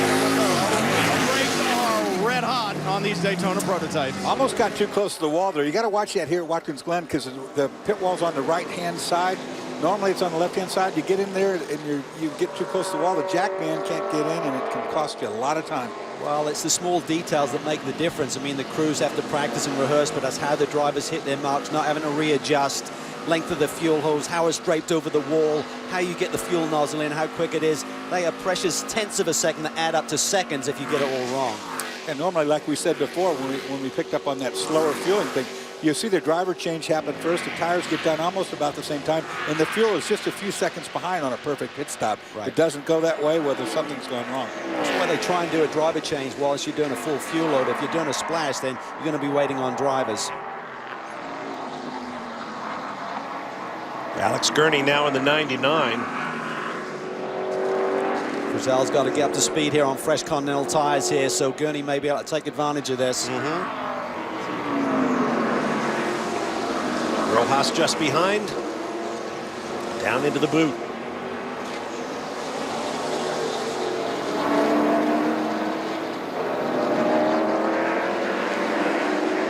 Now steeply uphill from the lowest point on the racetrack. Looks slick through there, through the toe there, Doss. Yeah, it did look a little bit slippery. It's staying a little bit high out of that oil dry, which was dropped from the 62 machine, the Porsche that blew an engine early in the race. But even so, as they try and get on the power early, they're still slipping and sliding a little bit. It's a heavy load area for the tire because you're coming off of a downhill run and transitioning to an uphill, and you're adding power at the same time, which really compresses the whole chassis and the tire down into the asphalt right there. So if tire pressures aren't totally up, it can squirm from that just alone. Bottom of the hour, 12:30 Eastern Time. You're watching live speed coverage of the Sahlen 6 Hours of the Glen. Stop number 7 in the Rolex Sports Car Championship for 2013 and second round of the North American Endurance Championship. Most of these leaders have now pitted, and it leaves the 90 car of Richard Westbrook out front. Valiente, that team did a brilliant job running a slightly different strategy, but he still comes around in second spot, just 6.5 seconds behind Westy. So game on. Onto the backstretch. Credit to all the fans out here at Watkins Glen this weekend. The weather has been miserable at times, and yet they are filling the camping areas to watch the 6 hour. I just saw the same thing you did, Bob. In the race car, that was a fun thing here. You'd clear that hill and you had that stretch going down to the inner loop, and the fans on both sides, primarily the right side, they give you the wave and the whole thing. It's just a great place. The 9 kit here, Bert Frizzell just threading his way through some GT traffic. This is a battle for position for 3rd, now 4th. Frizzell's dropped to 4th, Gurney 5th, Rojas 6th. Rojas almost got on the throttle too hard down there at the toe of the boot and slid into the side of the Ferrari he was passing. Oh, he locks it up. That's a big lockup. No, that could be trouble. There's something broke. It's an issue. That's a big issue. He had a problem in the same area of the racetrack 2 or 3 years ago, Dorsey. Oh, and now he's going to get stuck in the gravel. But something either broke on the car right there. Something was amiss. That lockup, he would have lifted off of the off the brake. Yeah, exactly. He would have got off that brake pedal and got the car turned in. He wouldn't have gone straight like that. Something is amiss with the 99. And out comes a full course caution for the 2nd time in the race. What about that? The championship leader, and now the car that was running 1 point out of the championship lead hits problems. They won this race back in 2007, one of their championship years. They have typically done very well here at Watkins Glen. Let's see if we can figure out what happened. Watch, Alex is too good a driver to keep the brake locked up when he knows it's like that. We'll see. A twitch, too. Yeah. A little twitch to the right, and it locks up. Drive line, maybe? Yeah, something is definitely adrift there. He suddenly made like a dive for the apex, like he thought something was amiss. Well, he called into the pits just before that, saying, I'm having some sort of a steering issue on the car. And we saw what happened right then. It jerked to the right, locked up the right front tire, never did unlock. See John Ward there, that's the engineer, screen right. I think Alex is probably radioing through to him to give him some indication as to what is wrong. Co-driver John Fogarty. We'll see what happens. You hear the radio transmission. They'll try to deal with whatever the problem is. We'll take a break and return. Stand by for more in Hour 2. The Sahlen 6 Hours of the Glen. July 13th, the world's toughest truckers throw down for an all-out battle in the Hawkeye State. Live NASCAR Camping World Truck Series action from Iowa, July 13th, 7 p.m. Eastern, only here on Speed. It's Justin Wilson, still in the car. More than an hour and a half into the race or so. There's where Alex Gurney and the 99 Red Dragon came to a stop with an apparent steering issue. Tried to get through there. He got on the throttle right at the end. They've told him to get out of the car. He wanted to get towed back to the garage, but they wouldn't allow him to be in the car with no steering, which means they'll probably send a rollback for it. Let's get down to the pit lane and hear from his teammate, John Fogarty. Well, hard work and a good race car has moved these guys to the top in the championship hunt. But, John, it seems like the bad luck that maybe the 01 had has moved to you guys. Seemed to be some type of a steering issue. Did Alex say anything on the radio? Yeah, just a few seconds before that incident, he mentioned the steering felt weird. Then he said he was having to hold the steering wheel to the right to get the car to go straight, and then something broke. We don't know what corner it is, but try to get the 99 back together and get out there. You know, anything can happen. We want to obviously salvage as many points as we can, staying close as we can in the championship. It was a pretty hectic first hour of racing, and I know there was contact out there between several cars. You're not the only one that rubbed a little bit on with somebody else. That contact, these cars are normally pretty stout. Do you think that would have anything to do with it? It's possible, but I mean, it wasn't anything out of the ordinary for sure. But yeah, definitely a pretty frenetic first stint, and the car's decent. Unfortunately, it's just, you know, that's happens sometimes. Try to make the best of it. The 2 car was one of the cars that you had really one of the hardest battles with. That one was pretty intense. Yeah, for sure. I think Alex was in there doing an awesome job. They seem to have great pace. Obviously, we're in a tight championship battle with them, so it's pretty. Yeah, it was a good race. It was a good race going. It's just unfortunate for us. It's frustrating. That's all I can say. But like I said, we'll get the 99 back out and get what we can. In the meantime, John's going to sit here and stay cool. If my camera can back up just a little bit, one of the things that these guys do to stay cool, he's got a cool suit on, but if you look down here, you'll notice he's plugged in to the cool box while he's sitting here on the pit box trying to make sure that he keeps his body temperature down just a little bit. Hey, the other thing the guys wanted to know about, what's this new barber look you got going with the sideburns here? You know, Jordan can do the mullet. I got to come up with something. So that's my comeback to him. So, yeah, it's hot out there. You know, we got the car all sealed up in case it rains. So it's cooking in the cockpit. I think it's a bald man's mullet. What do you think? There you go. Hey, that was a good point what he just said right there. He said it's all sealed up because we're thinking it's going to rain. Well, they do an extra amount of taping up all the seams and so forth so that rain doesn't come in past and steam up the inside of the car. That being said, there's absolutely no air inside there except stagnant hot air. And that cool vent that we see everybody messing with is the only cold air you're getting inside the car. Yeah, we heard Michael Valiente asking for water earlier. He's probably feeling the heat inside the number 3 car. And it's going to take a while to get that car back to the garage. Meanwhile, here's a race recap. Started out with a bang. Yeah, we saw Angelelli have those issues with the gearbox, the shifter linkage early. Had the lead, then faded, and then lost 5 laps here, affecting a repair. Now shown 4 laps down. The 62 lost an engine, oil on the track, and that led to some spins. Sure did, one after another. First of 38 goes around. Watch out. In a second here, you're going to see a good evasive maneuver. As this 80 Porsche, and watch this DP. Oh, no. Threading the needle. This was great. This is Ricky Taylor working the traffic to take the lead over Alex Popov down into the final corner. Brilliant stuff. That is a tricky corner. Great move. Here's where the 99 and the 2 got together. Yeah, that could be the first part of what we saw right there with Alex Gurney with that suspension failure. Here's another one. Same corner. 2 and the 5. Yeah, this is up through the S's. Really high-speed section. And then maybe it was that bump, but Gurney behind the wheel now just goes straight. Said just a couple of corners earlier, there's something wrong with the steering. He hits the brakes, suddenly it just dives to the right on him. Yeah, I think you're going to see that the right front upright is broken, or maybe the A-frame is just broken, a heim joint or something from that contact. That's my guess at that. Coming up on 90 minutes into this 6-hour race, our second full course caution. Darren Law has more on the 3 car. You guys mentioned that Valiente was asking for water, and they got him water. The problem was when they gave him the bottle, he took a couple sips, and wherever he placed it, he dropped it. So it's actually rolling around inside the car.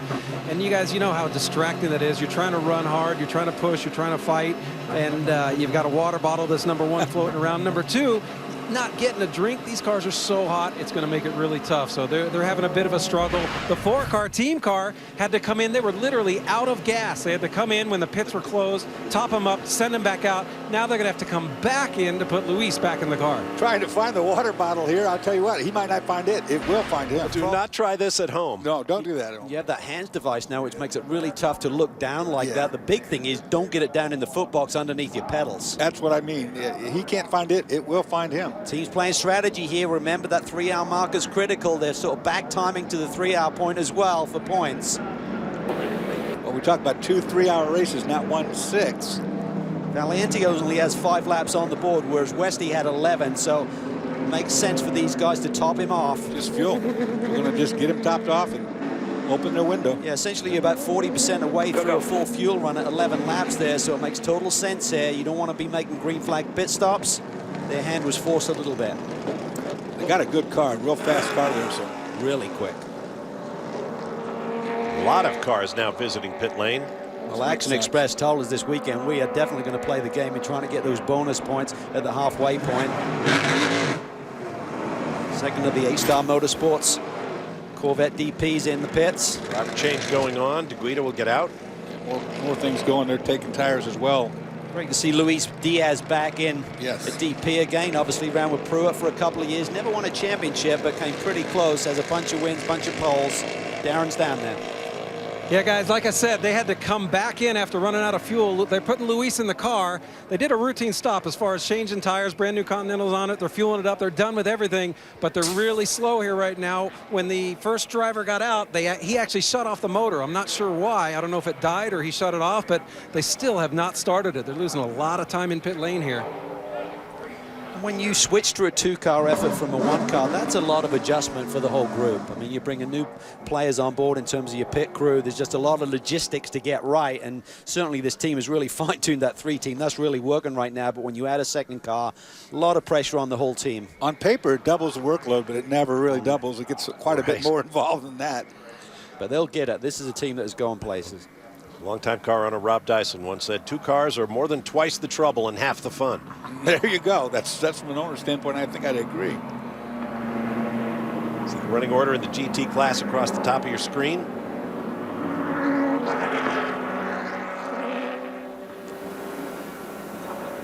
These GT cars will be looking at what happened, and they're going to do the same thing. They'll come in and get whatever service they decide to do done. We expect a lot of them on pit lane. Valiente goes back to the overall race lead. The 99 finally gets back to the garage area. Wow, can you believe the championship leader, then the team that should have sued for the championship right, second to the championship. And what a turnaround race. And we're not even halfway. So that dreaded, evil bug can get any of them still. And the 01 team that came in here 25 points down, they sit in 3rd spot right now. You see them there, Rojas behind the wheel.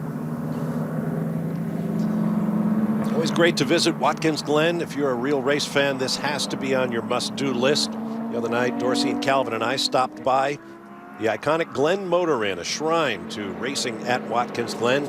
Had a chat with Vic Francisi, who's been running the place. His family has owned it for decades. Fabulous spot. All the great drivers stay there. Dario Franchitti, when the Indy cars come to town, insists that he stays in the room that his hero and Scottish countryman Jim Clark used to stay in. That's the kind of living motor racing history that you can experience here at the Glen. I've been there for 3 decades. That's scary. Is your name on the door? I think I've got my own room down there. I won't tell you the number, though. I know how to get to it. It's fabulous. Only those walls could talk. Oh, boy. Phew. Sometimes it's good that they can't. To Brian Till. And in GT, here everybody goes. 63 to the marks. Alessandro Balzan in second place. Hands over to Craig Stanton, who fills in for this team this weekend. Stanton, really known as a Porsche guy, but he is very involved with the Ferrari Challenge Series, so he knows the Ferrari well. He's getting a great opportunity here. The 57 is in, and Robin Liddell has climbed out. John Edwards has climbed in. Remember, last year, this is the team that won here at the 6 Hour. They're looking for another victory. Justin? Yeah, the 24 Audi with Albuquerque at the wheel has come in. They were cleaning the front radiator vents. Obviously, cooling's always an issue when you got the high speed, especially also behind those yellows earlier. Fuel going in, no change of tire. Very nicely executed stop. Good to see Audi joining the fun here on these shores after all the years they've dominated world endurance. We've got another break coming up. Still a sunshiny day at the Finger Lakes region, the Southern Tier, as they call it here in New York, at the 6 Hours of the Glen. Welcome back. Go to speed2.com and catch your favorite racing series live and on demand. Full races from your favorite events such as DTM, Continental Tire Sports Car Challenge, FIA F3, and the Ferrari Challenge. It's at speed2.com. All the data's there. Click on it.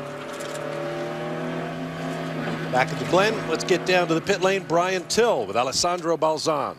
Alessandro Balzan just stepped out of the Ferrari in the number 63. You guys having a good run here. I know you're looking for that first victory. How bad was the traffic out there during that first stint, though? I was bad, especially I was very scared about the real first corner with the Audi that touched me a little bit on the back. It was quite scary because 6 hour race is long, but then the car was really good to drive, especially the first set of tires. Maybe with the second set I was pushing a little bit too much, over pressure the tires, overheat. Then I just tried to release a little bit and then go back again to follow the other Ferrari. Actually, I'm very happy with what we are doing at Scuderia Corsa and 63 car. So it's a really long race. I really want to be focused because I'm really putting all my heart in this race.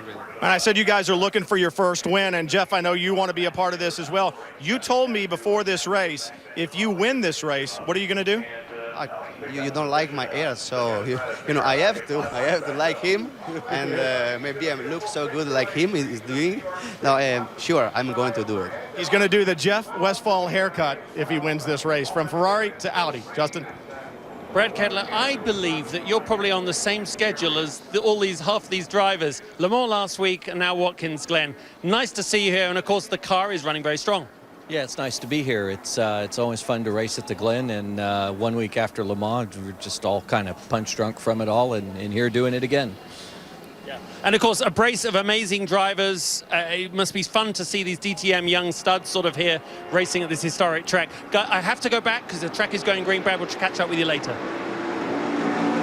Thank you, Justin and Brad. Green flag waves. We're back underway. 5 lead changes already in this race. We had 12 in the entire 6 hours last year. Oh, this is going to get dicey there down as the 43 car goes down towards the apex. Here comes the 10 machine again. They're trying to get those laps back. Remember, they're going to be aggressive. Got to be aggressive. You know, they got to get all they can get. Luckily, that's sorted before they get up to climb up the S's. Brad Kettler, remember, was part of that winning crew with Tom Christensen, McNish, and Loic Duval. He was the car chief that day. His 6th Le Mans victory in terms of him actually being a hands-on position. So great performance last weekend, Brad. Runs the customer Audi program, customer cars. Look at this GT battle. Everybody involved. Ooh, so problems continue for the 38 machine. We saw him have a spin earlier in this race. We're now hearing there's a drive-through penalty coming up for too fast on pit lane.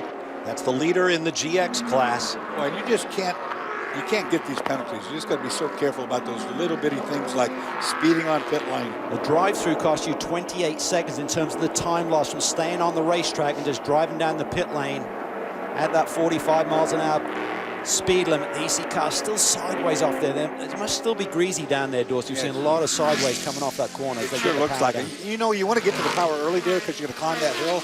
But boy, I tell you, you spin up the rear tire and it just kills your whole lap because you got to lift. Great battle here. This is for the lead. Siegel currently holds it. Curran wants it. Looks to the inside. Oh, the Ferrari stepped out. Yeah. Almost got in trouble there. He was late on the brakes there, and the car was dancing on him. Remember the trouble the 32 crew got into at Mid-Ohio 2 weeks ago, of being a little over-aggressive, making contact on passing attempts. Yeah, that Corvette has been really quick this year. Have a look. Not sure what that radio communication was exactly, but Siegel, this Ferrari group, they really want to get that first win. You're right about the Whelen Corvette, though. I mean, that car has been very potent this year. It's always in the fray. There's the 94, Turner Motorsports car. Darren Law has more on them. Yeah, you know, guys, there's always adversity. Every race weekend, you've got to overcome a lot of issues. The 94 BMW early on in the first stint actually had no radio communication back to the pits. So they had to send a guy out to the pit wall, hang a board over the edge to try and communicate to get into the come in for Oberlin's pit stop. And I couldn't help but think, you know, I've had telemetry, I've had radios, I've had everything, all of that stuff my entire career, and I kept thinking, I wonder if Dorsey had radios. Does he know what that's like, having a board hung out? When I started, there were no radios, and it was the board that they hung out. But my eyesight was better, and I could read it. Yeah, it'd be a problem for me these days. You're throwing stuff at me. Bill Oberlin in that BMW M3, and you can be sure he's going to be aggressive. Right behind him is Anthony Lazzaro in the FXDD machine. They're joined by Lee Keane this weekend. And he was really impressive. I spoke to Ian Willis about how did Lee Keane fit in. He's got a bit of Ferrari experience over in Europe, he said immediately. He said his second lap, he went to P2, so we've got no problems with Lee Keane getting up to speed. Okay, check that Ferrari. box. Yeah. Yep.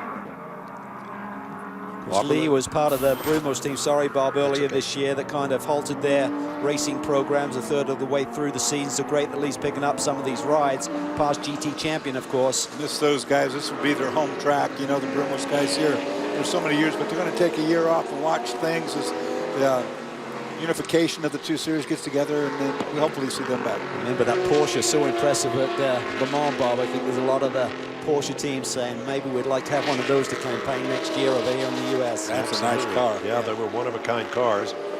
Two of them, if you're with me. Both of them. We talked about this team earlier. They race hard, leading the championship. Look at this mess. Oh, Look at this tight, mess. tight. Oh! That was not going to work. No, it wasn't. This wasn't going to work. The 10 had to go up over the curb, and they don't have a lot of ground clearance. And then, of course, it made contact here. I've got a feeling Angelelli's not going to make a lot of friends there. He's got to do what he's doing. He's got to be aggressive.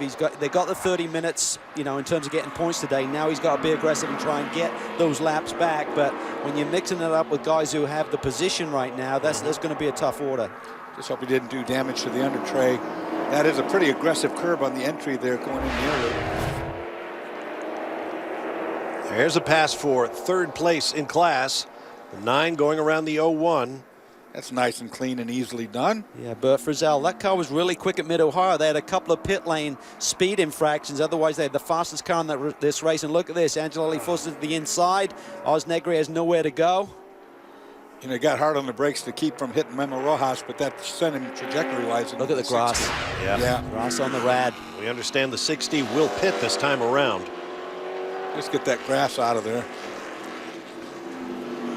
Yeah, you got to, I mean, if those temperatures start to go a little bit, you got to get him in. It's a long way to go, so you just got to be smart here. There you see him peeling off into pit lane, so Negri, an unscheduled stop. They'll probably top him off and, you know, just have another strategy going now. Here he is. Good shape here. See what they do. Yep. Crew has a look around. Darren is there. Yeah, guys, the big issue here is when he went through the grass, he piled the front of the radiator. And motor's already running hot. It doesn't take long, a lap or two, and that thing can overheat, so they had to come in and get that cleared off. Mike Shank played that right, Calvin. I mean, you saw they topped him off, and they told him, okay, everything's all right. Yeah. Just reset. Yeah, just keep going. It's where the experience comes in. You got to make the right calls. Another lap, you could suddenly do some damage to that Ford motor. don't like getting that hot, that's for sure. And it's a long way around here. 3.5, just short of 3.5 Got a long way miles. to go. No big whoop. There you go. That's it. No big whoop. Great to see the ESM team back again this weekend. Extreme Speed Motorsports in that black and green, very distinctive Tequila Patron sponsored Ferrari. There's my old buddy Barry Waddell up there on the roof above us with that information. No panic, everything's good. No big whoop, did he say? No big whoop. Yeah. No big one. It's a technical term. Yeah. Dorsey invented it. This is Johannes van Overbeek in the 03, currently shown 6th in class. Joined by Mike Headland and Guy Cosmo this weekend, so really strong driver lineup. This car's been fast. Sat on the pole at Detroit last year. Felipe Albuquerque and then John Edwards coming on in the 57. We're at the top of the hour, 1 o'clock Eastern time. Watching the Sahlen 6 Hours of the Glen live here on Speed. Flag to flag. I'm Bob Varsha with Calvin Fish, Dorsey Schrader, Brian Till, Justin Bell, and Darren Law are in the pit lane. Join the conversation. Use the hashtag GAOnSpeed. Dorsey, have you been hacked this week yet? No, I haven't turned it on, so I can't. I'm hoping they haven't caught up with me this time. It's a weekly thing with me. I was going to say, it's only Sunday. You're right on schedule. This is also round 2 of the North American Endurance Championship presented by VisitFlorida.com. A lot of money at stake for the front-running teams in every class: Daytona Prototype, GT, and GX. Quite a complex points scenario at the Daytona 24-hour race. They awarded points at the 6-hour, the 12-hour, the 18, and obviously at the end of the race. At this event, they award them at the 3 and at the 6-hour mark and double up. And then at the Brickyard, the final event, which is only 3 hours long, there were only points awarded at the very end of the race. So a lot of complexion to that. Well, the teams are on top of it, and they know what they need to do. There's your money right there. That if you would win 100 grand for DP, 50 grand, 25 for GX. That is goes to the team, not to the driver, and the team can use that money. Trust me, that 100,000. Sure. That's pretty big money by the sports car racing standards. Starworks got it last year. The driver gets a warm handshake. Well, you heard Mike Shank say that he spent $230,000 in the last race and a half. So do the math. Little battle here, so Orblin stretching a little bit on Anthony Lazzaro. Times are pretty close, within a couple of tenths of one another. Lally, as you'd expect, doing a great job. He's got those performance balance changes on that car, lower ride height by ½ an inch, another gallon of gas, and no air restrictor, so that Porsche is going to have really good top-end speed here at Watkins Glen. A couple of guys racing each other as they have for a long, long time. They even hail from the same part of the country, my native state of Georgia. We'll take a break and return. Plenty of action still to come here at the Sahlen 6 Hours at the Glen. Welcome back live to Watkins Glen. Through the boot and up the hill goes race leader Michael Valiente in the 8-star Motorsports Corvette Daytona Prototype, leading the race. He is quick, Bob. He just set a new fastest lap at 1:42.9. That's 3 or 4 tenths up on most of this field. Actually, Westy just responded. He's running 4th right now with a 43.1. And if you're just joining us, both the 1st and 2nd place cars in the championship have hit trouble. There's the 99 Gainsco auto insurance car back on track in the hands of Alex Gurney after a long break for a steering issue. Darren Law, what did they find out? Well, they pulled it into pit lane there, back into the garages, and they had a steering clevis broke on the steering rack, the one that the piece that actually connects the steering arm to the upright. They have no idea why it broke, and I'm actually down here in pit lane looking at their front tire, and there's not a single mark on it, so it wasn't because the wheel got hit. They're not sure why it broke, so they got it fixed, and they're back out and running. Hey, Darren, was it the right front? I did not get a clear idea which side it was. I'll check for you guys. No problem. I mean, it was just that he took a heavy hit with a 2-car down in turn 1, and I think they changed tires by that point, so I think it was from that earlier incident. I mean, could be just coincidental, but he really hit pop-up really hard down in turn 1. I just spoke to Fogarty. He said it was the right side clevis. So there you go. You know, it's hard to say. You tell drivers all the time about, on an endurance race, stay off the curb, stay off of bumps and things, because it's just like body punches in a boxing match. I mean, it takes its toll. And we've seen those take a hit on the tire or on the wheel, and several You laps bend later. it, and then you start to hit the curbs. It just fractures. Yep, takes it right out. So the Daytona prototype points leader in the hands of Max Angelelli is 4 laps down. Alex Gurney in the second place car in the title chase, coming in 12 laps in arrears. Here's the number 6, Justin Wilson, aboard. Now you wonder why you need lots of good engineers and mechanics in auto racing. And why you don't want to hit curbs. Look at all the amount of movement you have going on a normal lap, not hitting curbs. This is a normal amount of movement.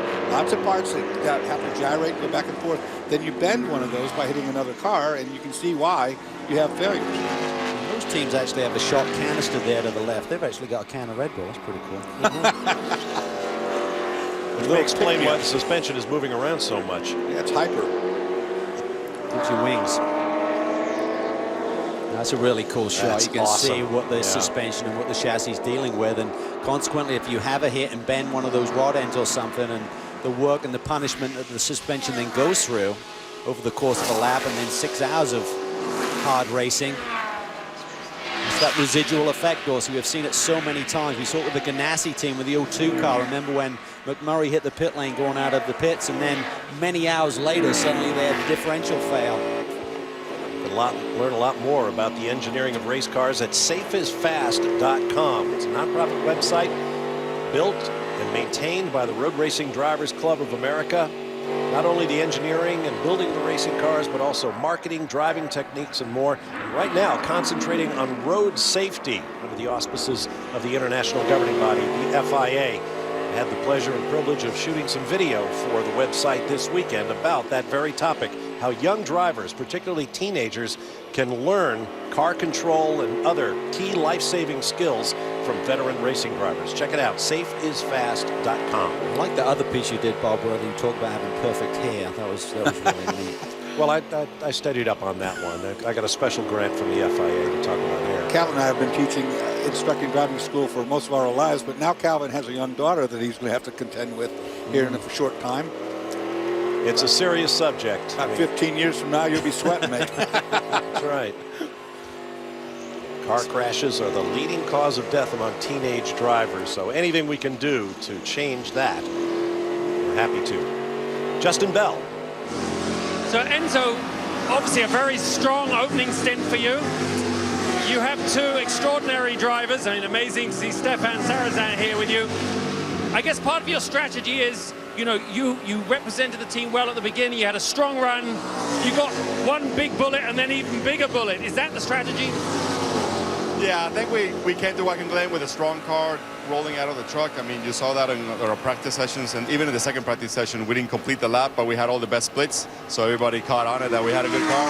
And Michael just showed it, you know, on his things, he's fastest out there, so we just need to keep our fingers crossed. As you know from Le Mans, from my race, you can't buy luck. So, but we definitely have a great crew. You know what happened in this team at Detroit when we totaled one car, and we showed up here at the Glen with 2 nice cars and two really fast cars. Stefan came back from Le Mans and is really switched on. He's happy with Valiente on the team, all the feedback from Valiente and development. And with these 2 runners as an engineer, it's just been awesome. I mean, our team is just now a front runner for sure. Well, congratulations and thanks as a race fan for bringing Stefan here. We'll be watching this story unfold, I think, Bob. I think we will, Justin. Stefan Sarazan is an amazing driver with experience in a number of disciplines, including rallying. He is quite the shoe. Yeah, if it rains here today, I think he'll be the man, because he's not scared of getting a bit sideways. And now the race leader comes up on GT traffic, and these guys fighting for positions. Just have to tread carefully, and a lot of these teams have spotters up on the top of the grandstand that we sit in from the TV booth, who just look at the monitors, look at the racetrack, and just try and feed these GT cars in particular where that DP traffic is. Alex Gurney desperately trying to hold on to his lap, but he's going to go. Oh, look out. Didn't know he was there. He'll go another lap down to the race leader. That was very similar to the move that Fogarty put on Popoff down in turn 1. So, you know, they've got the Riley chassis, so I'm not sure with that whether you just don't see that car down there on the inside from your seating position. And it was bad on his spotter's standpoint not to have alerted him that the leader was working through right behind him. Good point. The visibility out of these cars, particularly the prototypes, not the best. So you need help from a spotter. You're on board the number 6 now, Justin Wilson. He clearly wasn't blocking him. He had no idea he was there. You could see it. A little bit extra downforce there on the DP allows him to run that outside line and clear the traffic, heading down into the boot. Now aboard the 90. It's Westy currently running in the 4 spot, been running some really fast laps here. This car's good. It is good. It is good. And they need a break. I mean, they've been fast, but they need a little bit of that racing luck, I think, and victory's not too far away.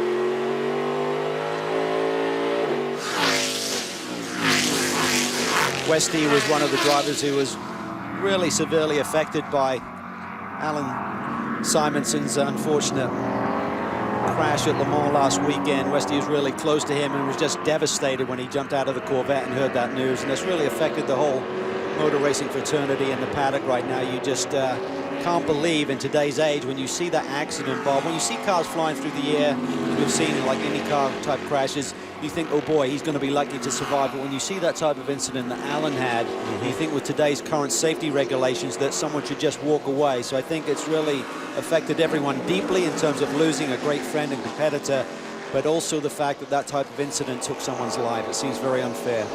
At a place like Le Mans, sure, they want to preserve tradition, but they also need to take a very critical look at their own facilities each year so that the accident like the one Alan Simonson suffered will not happen again. Full-on party time here at the Sahlen 6 Hours. Back live at Watkins Glen, the GT leading Ferrari is in. Darren Law's there. So far, guys, this is a basic routine stop. They're putting on a brand new set of Continental tires, fuel, but they are not changing drivers. No issues so far. Everything's been running clean and they're pretty comfortable with it. They're just waiting for fuel to finish out right here. Jeff Siegel remains in the car. Coming in, he radioed in. He's having trouble with the earpieces in his helmet. That sucks. I've had that happen before. If it falls out of your ear and it's just sticking and tickling the inner part of your, and you can't get your hand up inside the helmet to fix it. No, but it's very intermittent. More communication problems.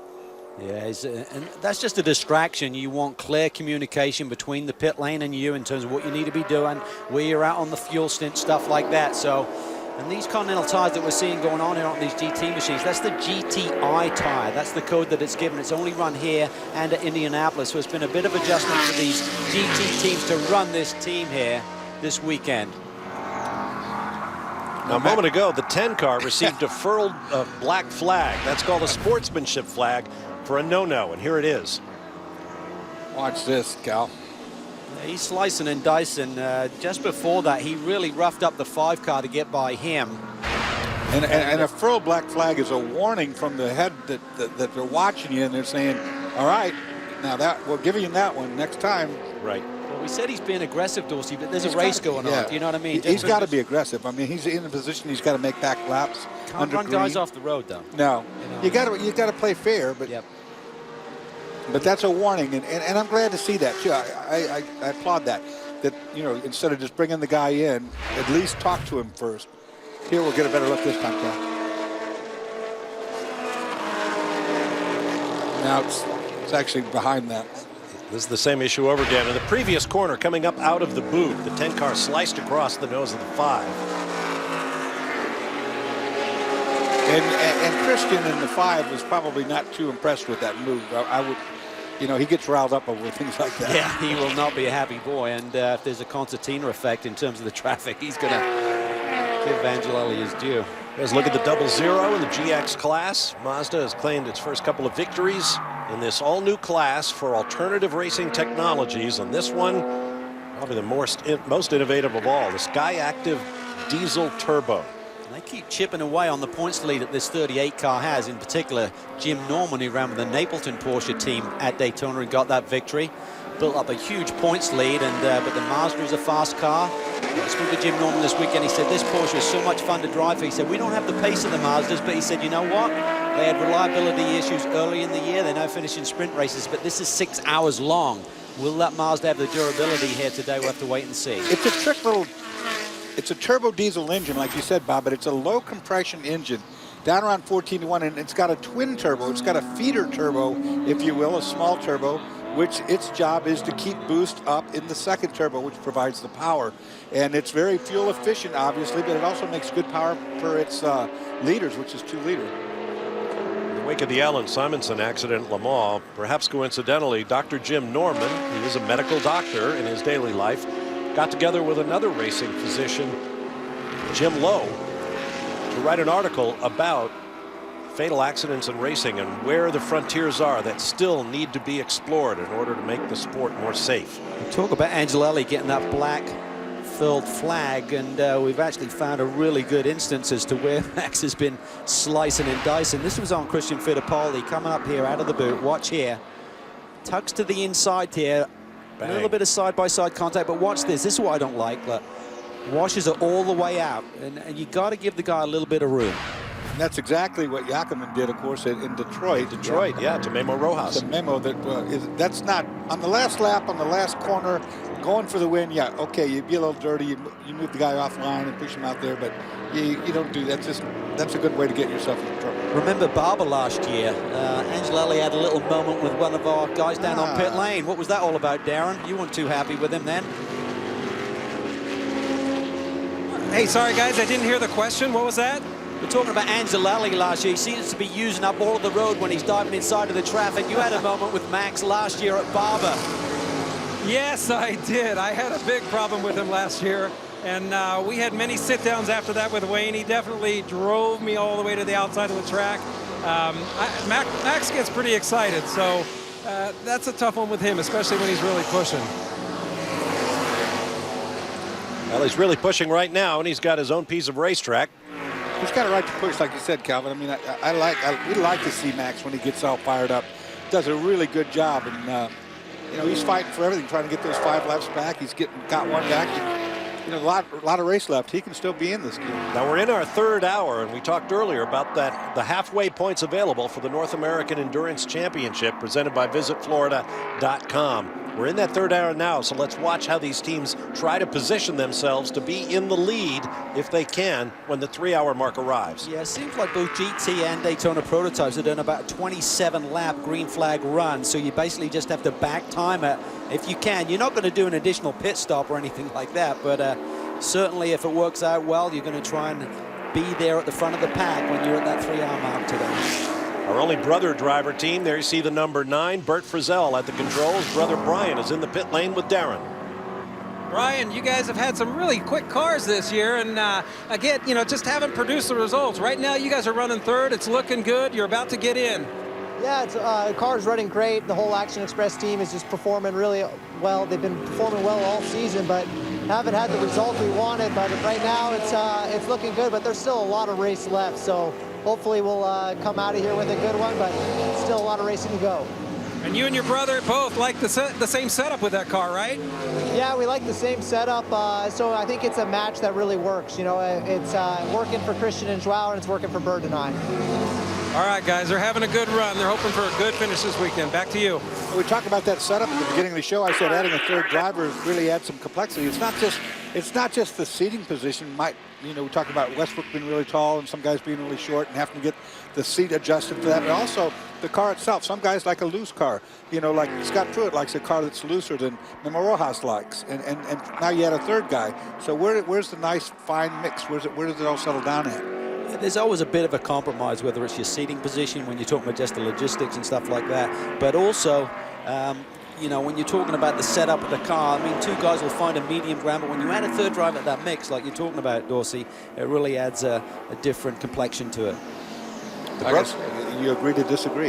Yeah, nobody likes it. Well, that's part of sports car racing. It's a team effort. The 31 is in from the lead in GT. Car's been strong. Keep knocking on the door for a win here this year. Justin Bell awaits them. Yeah, great sense of anticipation with all the mechanics and team waiting for the car to come in. Boris said, you can see there, getting in. Great time for a driver change. Eric Curran, what a fantastic opening stint for him. This car, you know, we really enjoyed watching it at Mid-Ohio, and now we see it here. Really very, very strong, very solid. And of course, when you watch a team like this start to do their pit stop, they just can't afford to make mistakes. You can see a new set of Continental tires going on. Boris slightly, so significantly taller than Eric, so you need the driver's assistant to help you get your seatbelts on, get the safety net up, plug in the radio.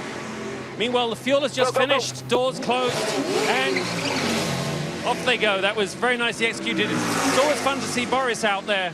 And as you know, Dorsey, when it comes to little argy-bargy, Boris is always one of the best, isn't he? I've been on the receiving end of that before at this racetrack. Boy, this is one of the teams that decided to do with 2 drivers, not 3. And I think that's the right call, too. Ryan Till is in the 01 pit. 0-1 to the marks. Radio traffic over the last 10 minutes or so, trying to make changes to this car to find some speed. Not happy with the balance, trying to get it to work. We said earlier that all weekend long they've struggled with balance. They feel like they're down on straight line speed a bit as well. And right now, up front, the crew member on the left front and the right front reaching in to make a change and try to get the balance back on this BMW Riley. So right now, the 0-1 team not particularly happy with the balance. 4 Continental tires, a load of fuel. And they're also going to take a tear off the windscreen to give Memo Rojas a little better visibility. On the radio, they talked about a multitude of changes in this car. They talked about front ride height change. They talked about sway bar changes. They talked about, just wickers, anything to make this balance come back together. Apparently, really unhappy with the way that car is performing. Well, it becomes like a 6-hour test session. It's all about having the strong horse at the end of the race. So if you have to give up a few seconds in pit lane to make a very good chassis change, you're willing to do it at this stage of the game. And the mark of a good team is, once you've decided what change you want to make, having mechanics that can get in there, find the right part, deal with the heat and the dirt and everything else in there, and get it done quickly. Remember at the Daytona 24-hour race 2 years ago, they actually made a gear change, a rear camber change in the race, and came back and won that race. And that was during the first hour. So they recognize if it's not right, get it right. The 6 is in, and you see those marks taped down on the pit stalls to help the drivers position the car. As Dorsey explained earlier, if you get too close to the wall, it really can ruin everything if the mechanics can't work. See, one of the mechanics helped the driver out. He kind of chucked him out, as a matter of fact. Here comes Gustavo Yakiman. Certainly been a lot of talk about Gus over the last couple of weekends. The incident at Detroit where he roughed up Memo Rojas, put him in the wall, then the fire after he had another incident with Memo just 5-6 laps into that race. So the boys under a lot of pressure. They've really sat him down, spoke to him. Ozzy spoke to him, Mike Schenker spoke to him. They've got a nice calming influence this weekend in Justin Wilson. Now he's got to go out there and just tick all of the boxes and have a good, clean race. We saw at the top of the show, we had a headshot, as we call it. Well, let's get down to Justin Bell first. Yeah, that was great actually watching Ackerman go out there. I wish him all the best. I know that I was looking at him and talking to him just before the broadcast. I know that he was very intense and very sincere about doing a great job. So we're looking forward to seeing that in action. But the 43, Joe Sahlen just got out of the car and, takes a little bit of time to get the driver changes in the 43. Otherwise, I think it's a pretty standard stop, guys. If anything goes wrong, I'll be sure to let you know. And that's Joe Sahlen, as in Sahlen's, the sponsor of this 6-hour event. He's our leader in. Getting back to Justin Wilson, you saw him at the top of our show, and he raised his arm in a piece of videotape to show his watch. That was a Rolex that goes to a winner of the Rolex 24 at Daytona. If he waves that under Gustavo Yakiman's nose, maybe it'll have a calming influence. Brian. 3 cars in. Michael Valiente, after a fantastic drive and a little bit of overheating, climbs out. Stefan Sarazan will climb behind the wheel of the 3. This car, this team, really performing well here this weekend. It'll be interesting to see. Very different car that Stefan Sarazan drove last weekend in the 24 Hours of Le Mans, but he is a prototype driver. He is a professional. Expect to see good speed out of this Corvette. Interesting to note, Coyote chassis here. You'll notice the driver was sitting on the right. Makes that driver change just a little bit quicker. But you got to be careful not to interfere with the fueler. Yeah, that's the difficulty. It gets really tight there with the refueling probe going in and the driver change happening on the same side. See, the hose right here is his cooling hose. And it's just become detached. It wasn't hooked up. He reached for it at first. And there he sees it. He's going to probably just get a couple of laps under his belt, get settled in a little bit before he futzes with that. Wait for a nice long straightaway. Right there is where that hose connects. He's going to do it going through the corners. Well, that's talent. Now he's trying to find it. Good luck with that. I did it. Go. Good wow. Job. Well, he's got incentive. It gets hot in there without that thing. I mean, that's like trying to thread the needle at 150 or so miles an hour. Spoke to Michael Valiente about the combination of he and Stefan Sarazan. He said, boy, he is really quick. He said, looking forward to working with him. He's a really friendly guy and seems to be accepting me being on the team. Wow, there's Justin Wilson just having gotten out of the Michael Shank Racing Ford Riley. And he has really put in an effort. That'll tell you how hot it is inside these cars. We'll be back, not even halfway, at the 6 hour. Just past the bottom of the hour, welcome back live to Watkins Glen, where the Sahlen 6 hours of the Glen continues here on Speed. Number 9 of Bert Frizzell. The Action Express Corvette Daytona prototype pits from the lead. And these boys, I think, are really keen on that 3-hour mark. With about 40 minutes to go before we get to that. The 5 car was in just a lap ago, and these guys should be able to go through that 3-hour mark without an additional pit stop, so they should be in pretty good track position when we get to that halfway point and we get those bonus points in the North American Endurance Championship. You saw Elton Sawyer there on the radio talking Frizzell out of his pit box. Brian, what did you see? Well, there was a bit of a problem on that stop. They actually dropped the car off the jacks before the right front was completely on. The car had to go back up and get that wheel on. The good thing, the fueling wasn't completely done yet, so it didn't create that big of a problem, but just a little bit of hiccup down here for the Action Express boys. Yeah, the fueling is the cushion that they have, really. It takes a while because they have restrictors on the amount of fuel flow that they can put in the car. So it gives them a little buffer, but not much. On the passenger side window, you see a NACA duct with a vent trying to get some air into these cars. That NACA is NACA, the National Advisory Committee on Aeronautics, that invented this low drag vent. Glad you cleared that up for us. Yeah. Has a different meaning in England. I'm not going. Yeah. Okay. Garcia behind the wheel here. Great to see him back as the 3rd driver in this Spirit of Daytona. Let's get down to the pit lane. Justin Bell is with Justin Wilson.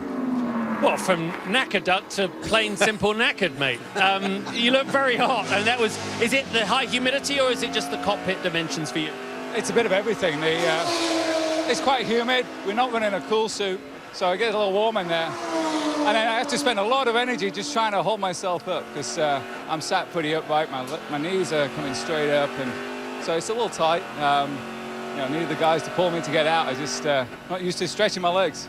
Now, Watkins Glen, you've raced at all the top tracks in the world. This is still quite an epic racetrack, isn't it? Yeah, for me, it's still one of the best in the world.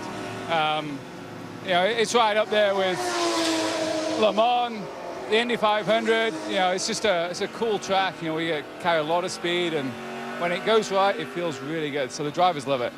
See, not only is he fast, but the common similarity is that Justin's really sweat. If anyone ever saw me race, Brian. Now, Christian Fittipaldi a bit sweaty. He just climbed out in the number 5. And Christian, you guys celebrating a victory back at Mid-Ohio. When you take that kind of momentum into a race like this, is that a big plus for the team? Yeah, it's definitely like a big plus. The team is very optimistic, let's put it this way. We had the last 3 races were pretty good. It was a shame we couldn't finish the Road Atlanta race, but there's still a lot of race yet to come. The car is not very good right now. It was really bad the first stint. We made it a little bit better the second stint, but I still think we need to work on it for the next couple of stints, and maybe we'll have it in top-notch shape at the end of the race. Well, the pace in the early going seemed to be a bit frantic, and Angelelli several laps down. I know you probably weren't too pleased with him with one of the maneuvers that he put on out there. Well, let's put it this way. They're both Corvette cars. He's a bunch of lap down. It can happen to him. It can happen to me. I think you just need to respect the other guys out there. And I'm not going to say anything. We're just going to race for many years yet, so what comes around goes around. There you go, guys. The Action Express guys looking for another victory. This driver pairing in the 5 really seems to be working well over the last 3 races. All right, thanks, guys. As you can see, we're under our 3rd full course caution, and here's the reason. The class-leading number 70 Mazda 6 Skyactiv diesel turbo stopped. Let's listen.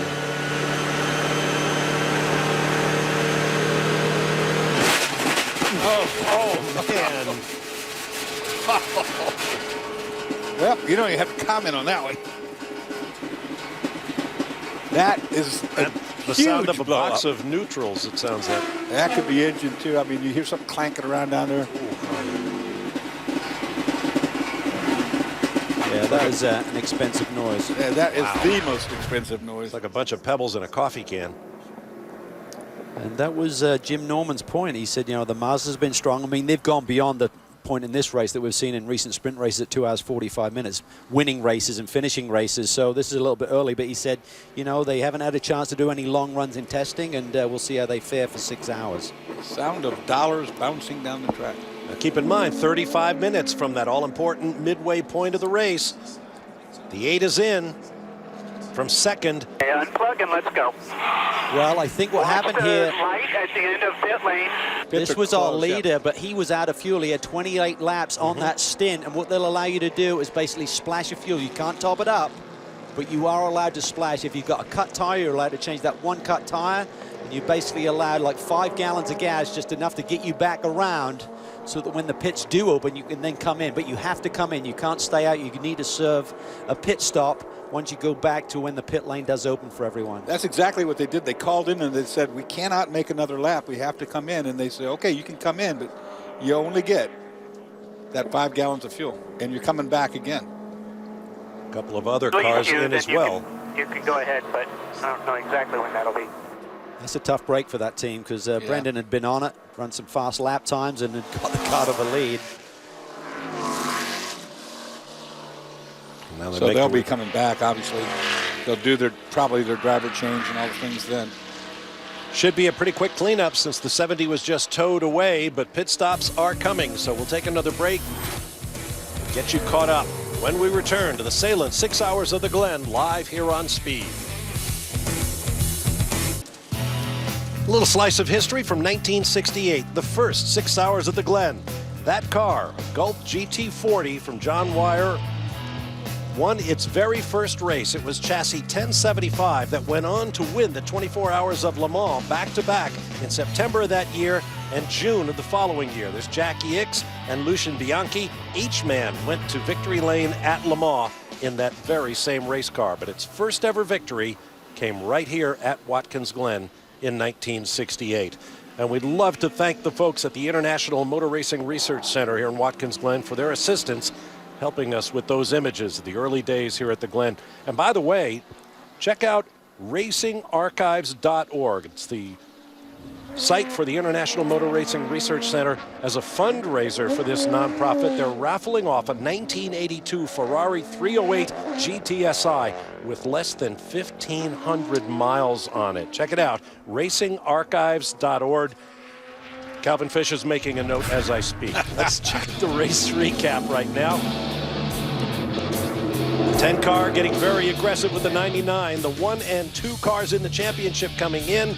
The 10 went behind the wall very early on to deal with a shift linkage issue. 62, Porsche exploded, laying down oil. That led to some pirouettes.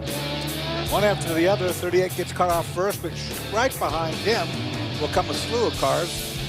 The 80 is next, and watch this Daytona prototype thread the needle here on slippery conditions. Then we saw a great move here in traffic. Watch this. Ricky Taylor going to the other side of that 80 machine.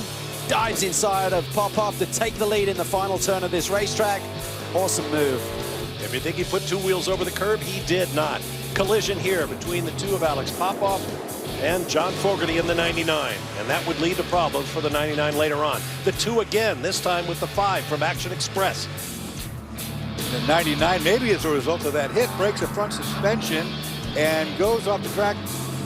Alex Gurney doing a good job of just keeping it out of the wall. Lost a lot of laps in the garage, but we finally saw the 99 car return to action, so they're just in point-saving mode and damage control at this stage of the game. We saw this, Max Angelelli, a little bit of argy-bargy on Christian Fittipaldi. He wasn't impressed with this. Now listen to this blow up. That's ugly. Just makes you flinch every time you hear it. Sylvain Tremblay in the 70, now out of the race. Pit action. 63, that's been in the mix in the GT category all day. Now, earlier we talked about Darren Law and his past with Max Angelelli. Here we are. This is at Barber, turn 5, as Darren Law on the outside. Walks Max the axe. Just washes out, uses all of the road. There you see Darren go for a ride. And I think that's what gets the drivers really frustrated. We see Darren assessing the damage on the Action Express machine, and he really wasn't impressed with Max's actions that day. And now Darren Law is in the pit lane with Brian Till and Justin Bell. High above the track in our announce booth position, I'm Bob Varsha with Calvin Fish and Dorsey Schrader, working our third full course caution. Oh, now wow. the 24 Audi and GT is stopped. That is a problem. One of the two Audis. Well, he pitted 3 laps ago, so I'm not sure if he took a splash and has since run out. I think anyone who's pitted within the last 2 or 3 laps would have maybe done it under that closed pit, and maybe they just didn't get enough fuel in the car. 42 cars in a strange scenario. They're leading this race. They took a splash of fuel 3 laps ago. They're leading, but probably need more fuel. So they're on fumes right now, trying to get it back around. Judging from where that 24 was parked, I'm guessing that the problem occurred earlier because he took the cutoff and did not go down into the boot. Right, so they were told that in the drivers' meeting, if you know you're going to be stranded out there, you can take the cut between turn 5 and 9. You're not going to be scored for that lap. Yeah, you'll lose a lap, but you'll get back to the pits versus being stranded on course and 3.4 miles away from home. Let's go to Justin Bell. Yeah, Calvin, you hit it on the head a second ago when you said, you know, certain cars really are affected with the yellow full course caution, and Park Place 73 was definitely one of those cars. They went to the official and said, we have to come in. He said, no one else other than the refueler over the wall, and obviously the minimum amount of fuel in the car, and I estimated they literally got 1.5 seconds of fuel and then went out. There was a little bit of a heated discussion afterwards between the crew chief and the official on, they reckon there was some mistake on the flags and the sequencing of the flags when the wave around. But, you know, always a lot of hot emotion when you have these situations. But imagine, just for the sake of 1 lap, the yellow came out and it's completely messed with their overall race strategy. And that's, I mean, that's happening up and down the pit lane at any time the yellow flag comes up, doesn't it? Yeah, it really does, Justin, and they only allow you to put, I think the number is 5 gallons, basically a dump can in, and I think that may have happened to the 24. They could possibly be out of fuel. The current leader, the 42 machine, is in trouble as well, we gather, so a lot of things going on right now. This is crazy. Well, no sign of rain showers thus far. A beautiful day here in the Finger Lakes region of New York. Now less than 25 minutes from halfway at the Sahlen 6 Hours of the Glen. Back live at Watkins Glen. The pits are now open for service as we welcome you back to the Sahlen 6 Hours of the Glen. Approaching 2 o'clock Eastern time. Let's go to Darren Law in the pits. Okay, both the 60 and the 60 car from Mike Shanker in, routine pit stop, putting on a new set of Continental tires. The 60 car, Oz Negri got out. He only ran 1 stint, and they put John Pugh back in. My assumption is John's going to... Brian Till. Down at Star Works, Pierre Capper. He gets his first shot in this Ford-powered Riley chassis. He'll head back out with the 8 team. GT cars will be pitting next. And one of the GT cars that will be in that group is the 24 Audi that brought out this full course caution by stopping on course. It appears it just ran out of fuel. Yeah, they'd already splashed him. You can come in and basically get 5 seconds of fuel, and then you got to head back out, and they just tried to leave him out there and wait for the pits to be open, but they got caught out by that. Darren, what are you hearing down there? Okay, 4 car took off out of pit lane after a good stop, but they forgot to they pulled the wicker off the wing and forgot to put it back in, so they're having to push them all the way back to the stall to put the wicker back in. I'm sure they were trying to make an aero change, but big mistake and very costly. Yeah, I think this is just, they're running that second car for the first time, and some new crew members there, and it's just gelling, and when you try to do gurney changes in the middle of a race, it's very easy to release the car without them. And he'd be really fast down the straightaway, but I'm not sure he'd make the bus stop. I'd have tried it. You know, I would have tried it with the wicker off, let the driver know it's not in there. Well, come back in again. You're under caution. Or Send that, him. sure. Or that, either come way. back in the next lap and just say go slow and bring it back in. So again, just a learning curve. This is critical here, though. Angelelli's going to get a wave by, and that means he's only 3 laps down on this field right now. Remember, after the incident, well, the problem, he was 5 laps down, so he's made 2 of the 5 laps back. That's the way you do it. You just keep on trying, you know. You got 3 hours and 20 minutes left to go, basically, and he's cut to half the deficit now. Darren, with more on the wicker problem on that 4? Hey guys, I heard Dorsey say over TV there that he would give it a try without it. Let me just tell you, I would not do that. Okay, yeah, you get a lot of speed, but you not only lose rear grip because of the downforce in the rear, it takes overall grip. So the car, it's horrible in the rear for high-speed corners. It's horrible under braking. It really affects the car in a lot of different areas. But you get more driving per mile. Yeah, but you have to slow down anyway, so it's not worth it. Okay, I got it. 24 back in, driver change. Yeah, and this is a regulation, for want of a better word, pit stop now. They're allowed to pit right now with no sort of penalty. So that's just a bad break. A lot of teams caught out. They're really tight on fuel. Had to make that pit stop for a splash before the pit lane was open. And it just really cost you in terms of track position. And for this team, a double whammy when they actually ran out of gas. Fresh Continental tires. Continental Tire is the official tire of the Rolex Sports Car Series. These are great looking cars. And I really like it in silver. The GT machines, Lally from the lead. Brian's there. Well, he's actually no longer in the lead, I don't think, because he had to do an emergency service during that full course caution. He came in, one of those cars that came in, got 5 seconds of fuel, and then had to go back out on the track. Now he has to come in and do a full stop. Richard Leitz taking over. Leitz on a bit of a high. What a spectacular drive of the 24 Hours of Le Mans last weekend. His third GT class victory there in some awful conditions. So Leitz, glad to see the sunshine here today, and he is absolutely magic in a Porsche, and he's about to go show just how good he is. They're going to have to fight and claw their way back a little bit because of those lost positions for that emergency service. Richard Leitz now back on his way. I think a lot of these teams that actually took a splash really didn't get hurt too much. They got back. It was such a short stop for just 5 seconds. They've actually been getting back out without really losing any track position. So this 44 team still in pretty good shape here.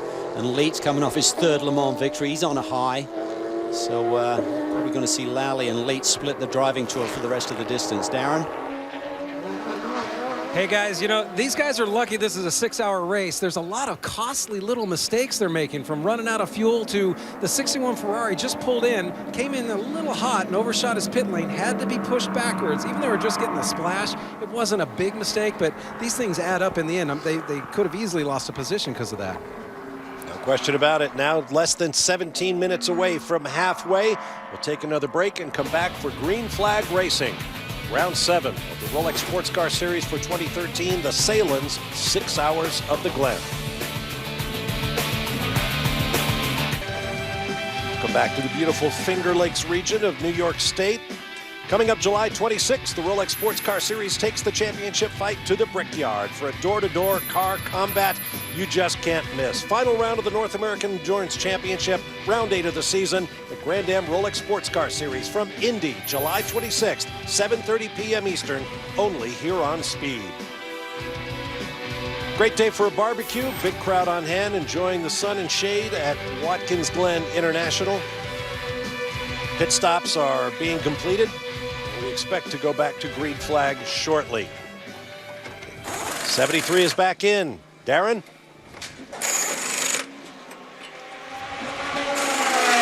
Guys, these yellows are just wreaking havoc for everybody. The 73 car literally ran out of gas, came in, topped up, went back out, then had to get a wave by, do another lap to come in, so it's making a mess of it. Patrick Long just got a new set of Continentals, and they're back on the road again. Well, the key is to get that wave by, because you don't want to lose a lap by pitting. So I think they're playing the strategy right. Boy, he's just going to. They close pit lane when that pace car is perpendicular to the very last pit box. So if you look across the pit lane, so the 73 car by about 3 or 4 seconds just beat being having the pit lane closed and losing a lap to the field. So just a good strategy ploy there by the Park Place guys. I think all the cars that ran out of gas have made this yellow a lot longer than it would have been. This is a very lengthy yellow. I think they've given those guys a break and let them get back in this race again. Lights are still on the safety car, so let's take this opportunity to go afield here at Watkins Glen International. It was a rainy Saturday here, but that didn't stop our intrepid Justin Bell from going out to meet the locals. I can't actually believe it's been a week, guys, since I was wandering through the village at Le Mans. Now, as you know, it's become somewhat of a tradition for me to go and see drunk European fans, and I know that all of you over here watching this American broadcast now sort of laugh and say, that can't happen here. That only happens to those crazy Europeans. I think you may be right. So first up, I came up to the campground at the boot here at the Watkins Glen, and look at this. It's called the family campground for a reason. Boys playing baseball, dad doing something to some poor vegetables, mum, she's obviously had a little tiff earlier, but they're getting over it. But look at their tent. Come over here. Now, in Le Mans, when you camp, if there is no body matter trickling downhill from the tent above you, it's not real camping. They've got air mattresses, and the dirtiest word here is on the cooler. Camp Hooligan, sobriety checkpoint. Let's go and check these guys out. Because in all this mud and water, one would expect them to look a little rough. And I think they do. Gentlemen and ladies, how are you? Guys, nice to see you. Wonderful. That was a hello, I guess, in some language. Nice. Hey, so, Watkins Glen, New York, we're right there. That shows amazing commitment. You know why they don't do that at Le Mans? Because you'll go all the way up your body and down the other side. It's pouring of rain, but we're at Watkins Glen. That counts for something, right?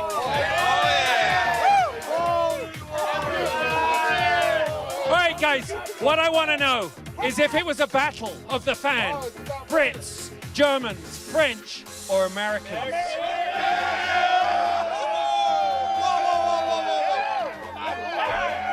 So after my little foray up here into the famous boot area of Watkins Glen, I can firmly testify that American fans are both as passionate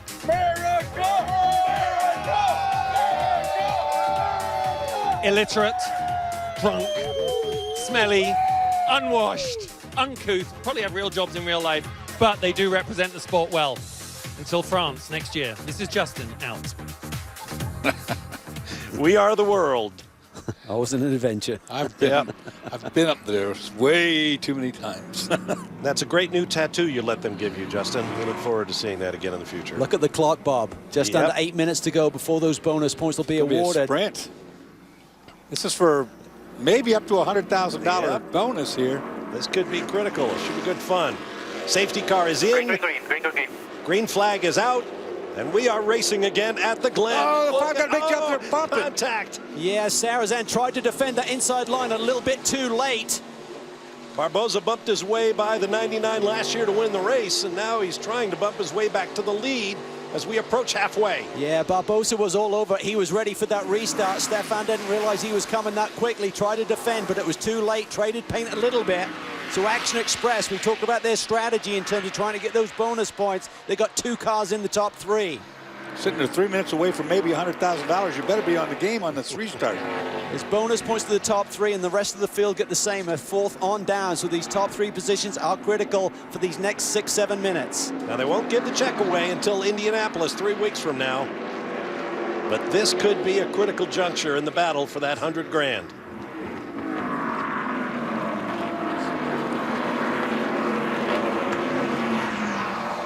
Watching Antonio Garcia see if he could make any room up, drop back a little bit on that start. When you're further back in the field, it's harder to get any advantage, actually. Can't pass the guy in front of you until you get the green. John Edwards now has the lead in GT, so Stevenson, they're working their magic too in terms of the strategy. This is a team that went for their 4th consecutive victory at Mid-Ohio, and we're looking really good until that bump on pit lane with Jeff Siegel in the Ferrari.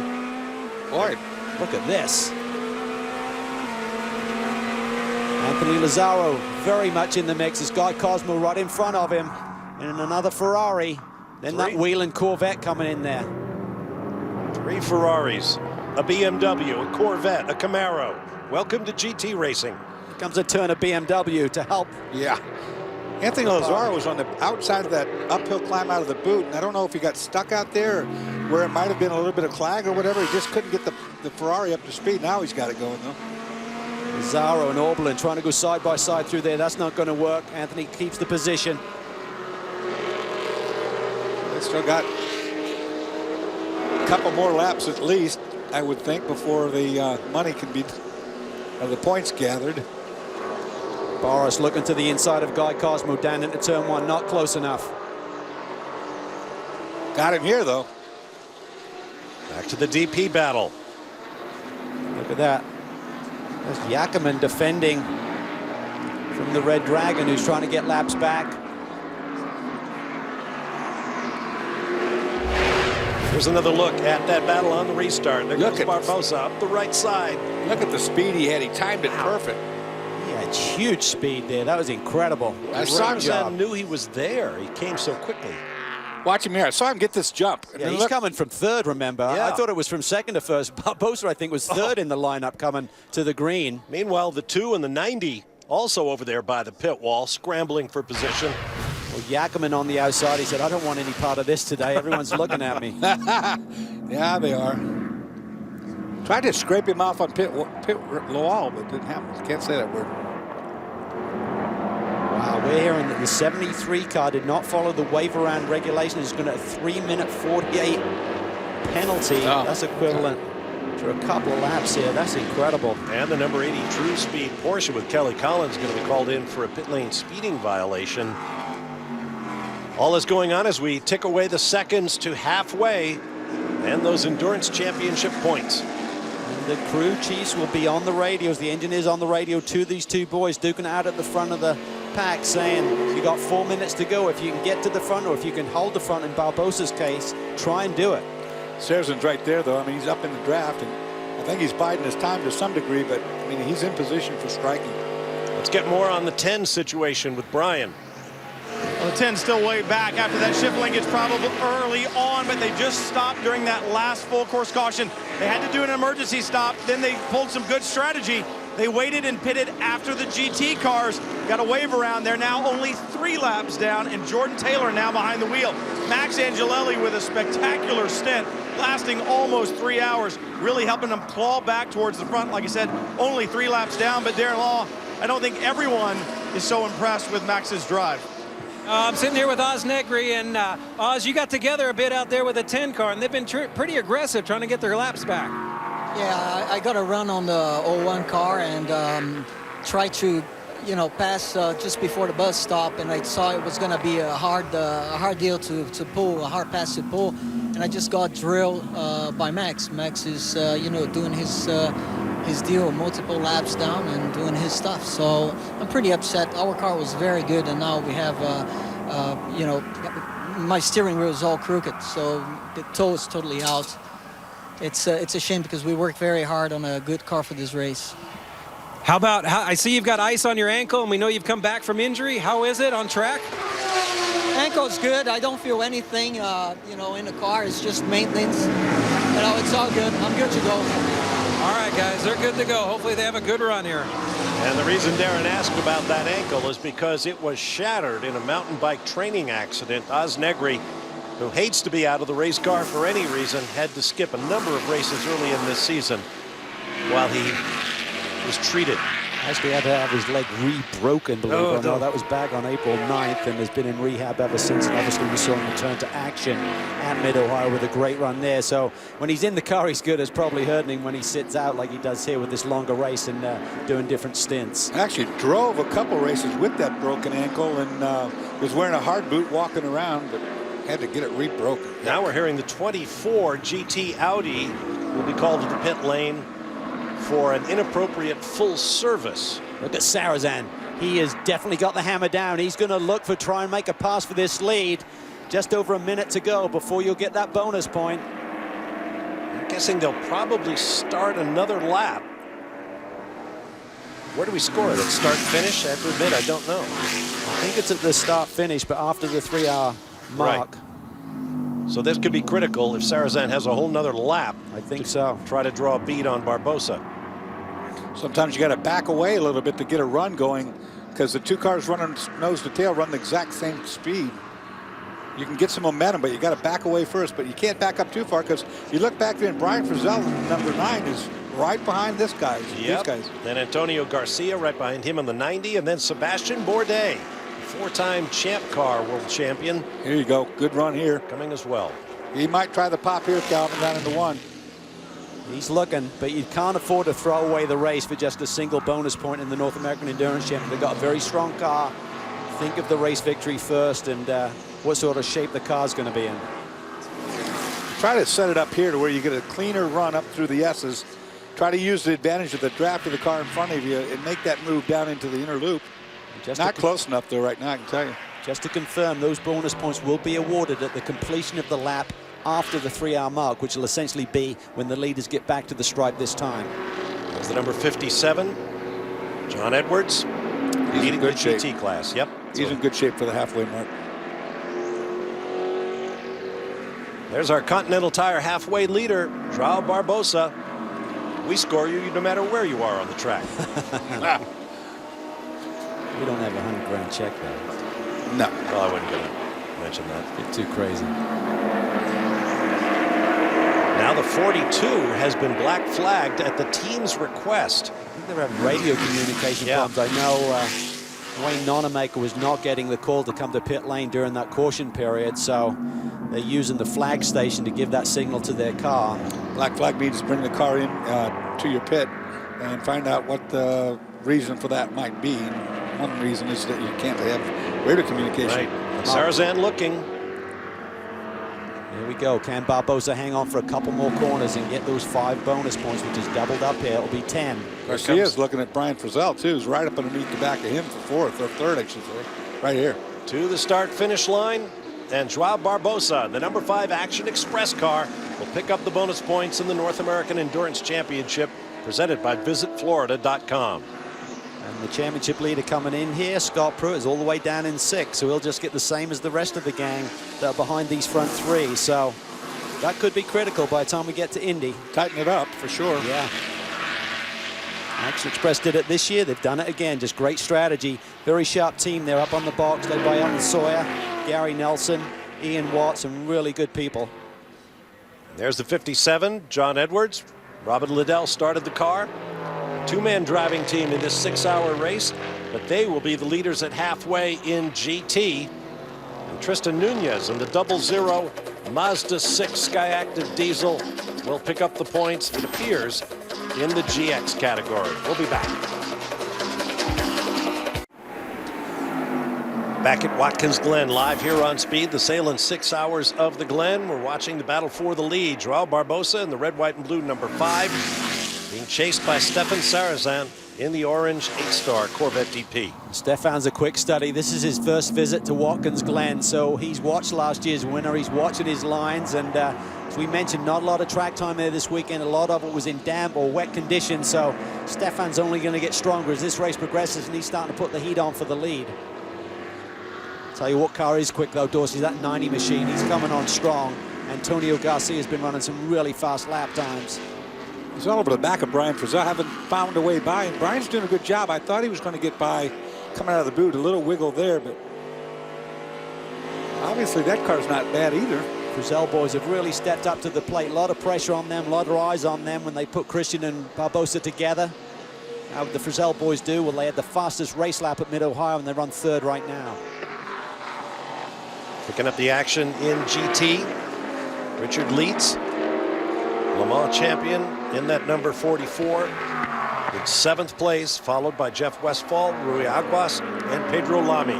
Jeff Siegel's been in his race car, the number 61 car, since the very beginning. So over 3 hours, the maximum drive time is 3.5 consecutive. 42 is in, Darren is there. Yeah, guys, they had to serve a stop-and-go penalty, and this is crazy. When the yellow came out, the pace car couldn't catch them, but they've lost communication with the car. They didn't have a pit board, which we talked about earlier, to tell them to slow down. They can't tell him to come in, so finally they just black flagged him long enough until he saw it to get him in to serve his penalty. The team's pretty upset. Wow, that's Mark Wilkins behind the wheel right now. He's been drafted in for this weekend's race, and he didn't have any dry laps in the car this weekend, so he said, I'm going in a little bit blind. He started the race in the 43. That should have given him some rhythm. So they've got to fight back from this. Good battle for second here. The 31 of Boris Said in the Corvette, Anthony Lazzaro in the Ferrari. Remember the FXDD Ferrari came so close to the victory at the Daytona 24-hour race, ultimately finishing on the podium, which was a great run. Lazzaro and Asentado have shown a lot of speed this year. They seem to struggle at the top end. High-speed section of this racetrack. Great handling car, great braking. Unless they trim the car way out, they just struggle for top-end speed. Got to run on him here, though.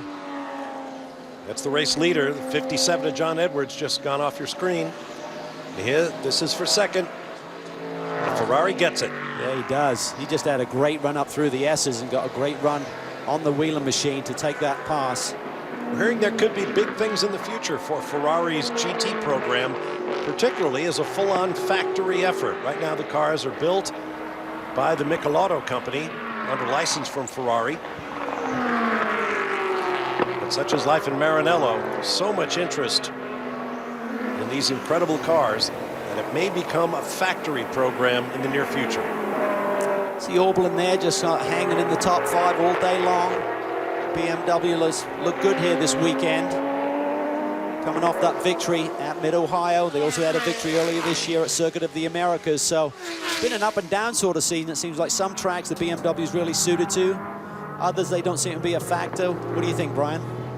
I've listened to him on the radio a lot today. The balance of the car seems to be all over the place. When it's got a full fuel load on it, they're not at all happy with it.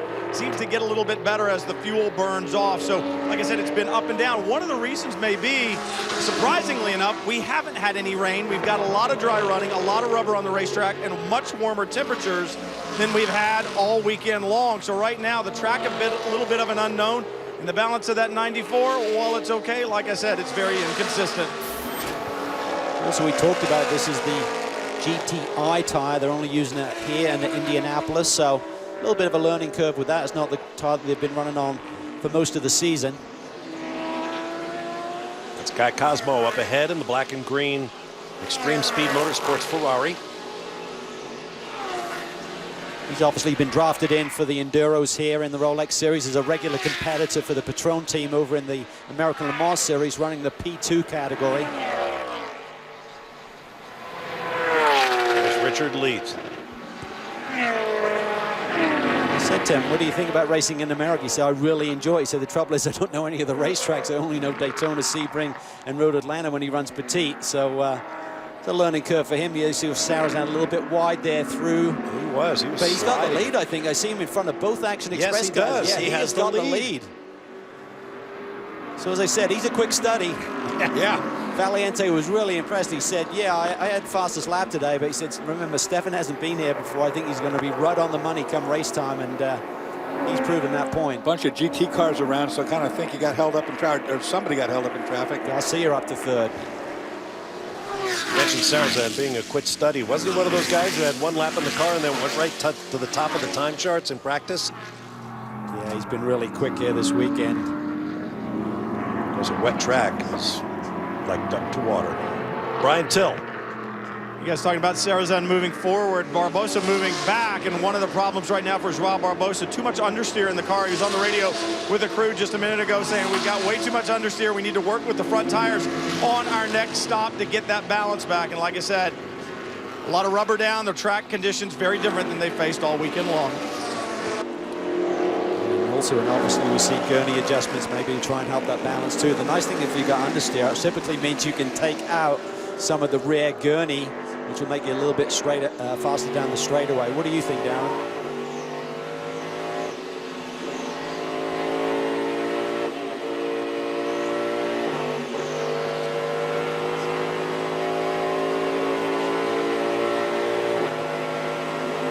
I guess we're having an issue with Darren's microphone.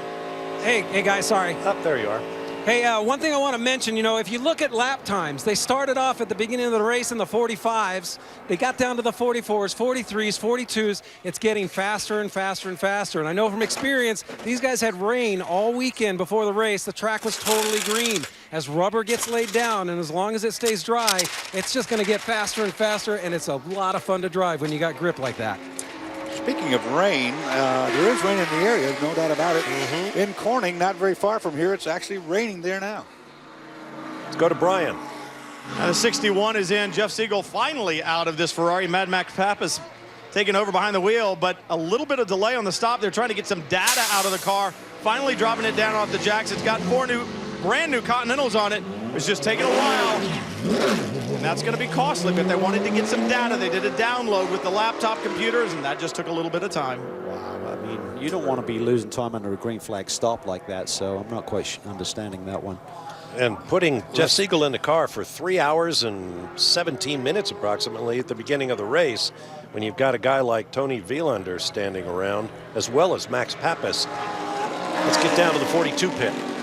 Guys, remember they had a problem with the radio. They had completely lost communication to the driver. That's what they're doing right now. They're already down a lap or so they're spending time trying to get the radio hooked up. They don't have a pit board to call these guys in, so they're trying to get that thing working. You know, without the radio, you can't work strategy. Even if your guy in the pit box comes up with a good idea to get that lap back, how's he going to tell you? This is tough, boys, because this car's been quick here today. Devastating. Yeah, that kills him. These are the little wrinkles. I mean, the Kia's staying on the lead lap, of course, but keep digging a most of these teams, hole. Calvin, would have a pit board, or a lot of guys, as a backup to losing that radio, you know, can go out to the pit wall with a big signboard, but and so maybe it's a lost art. Who knows? It's all about preparation, including preparing for the things you hope will never happen. Working our 4th hour here at the Sahlen 6 Hours of the Glen, 91 laps completed. We'll be back to Watkins Glen.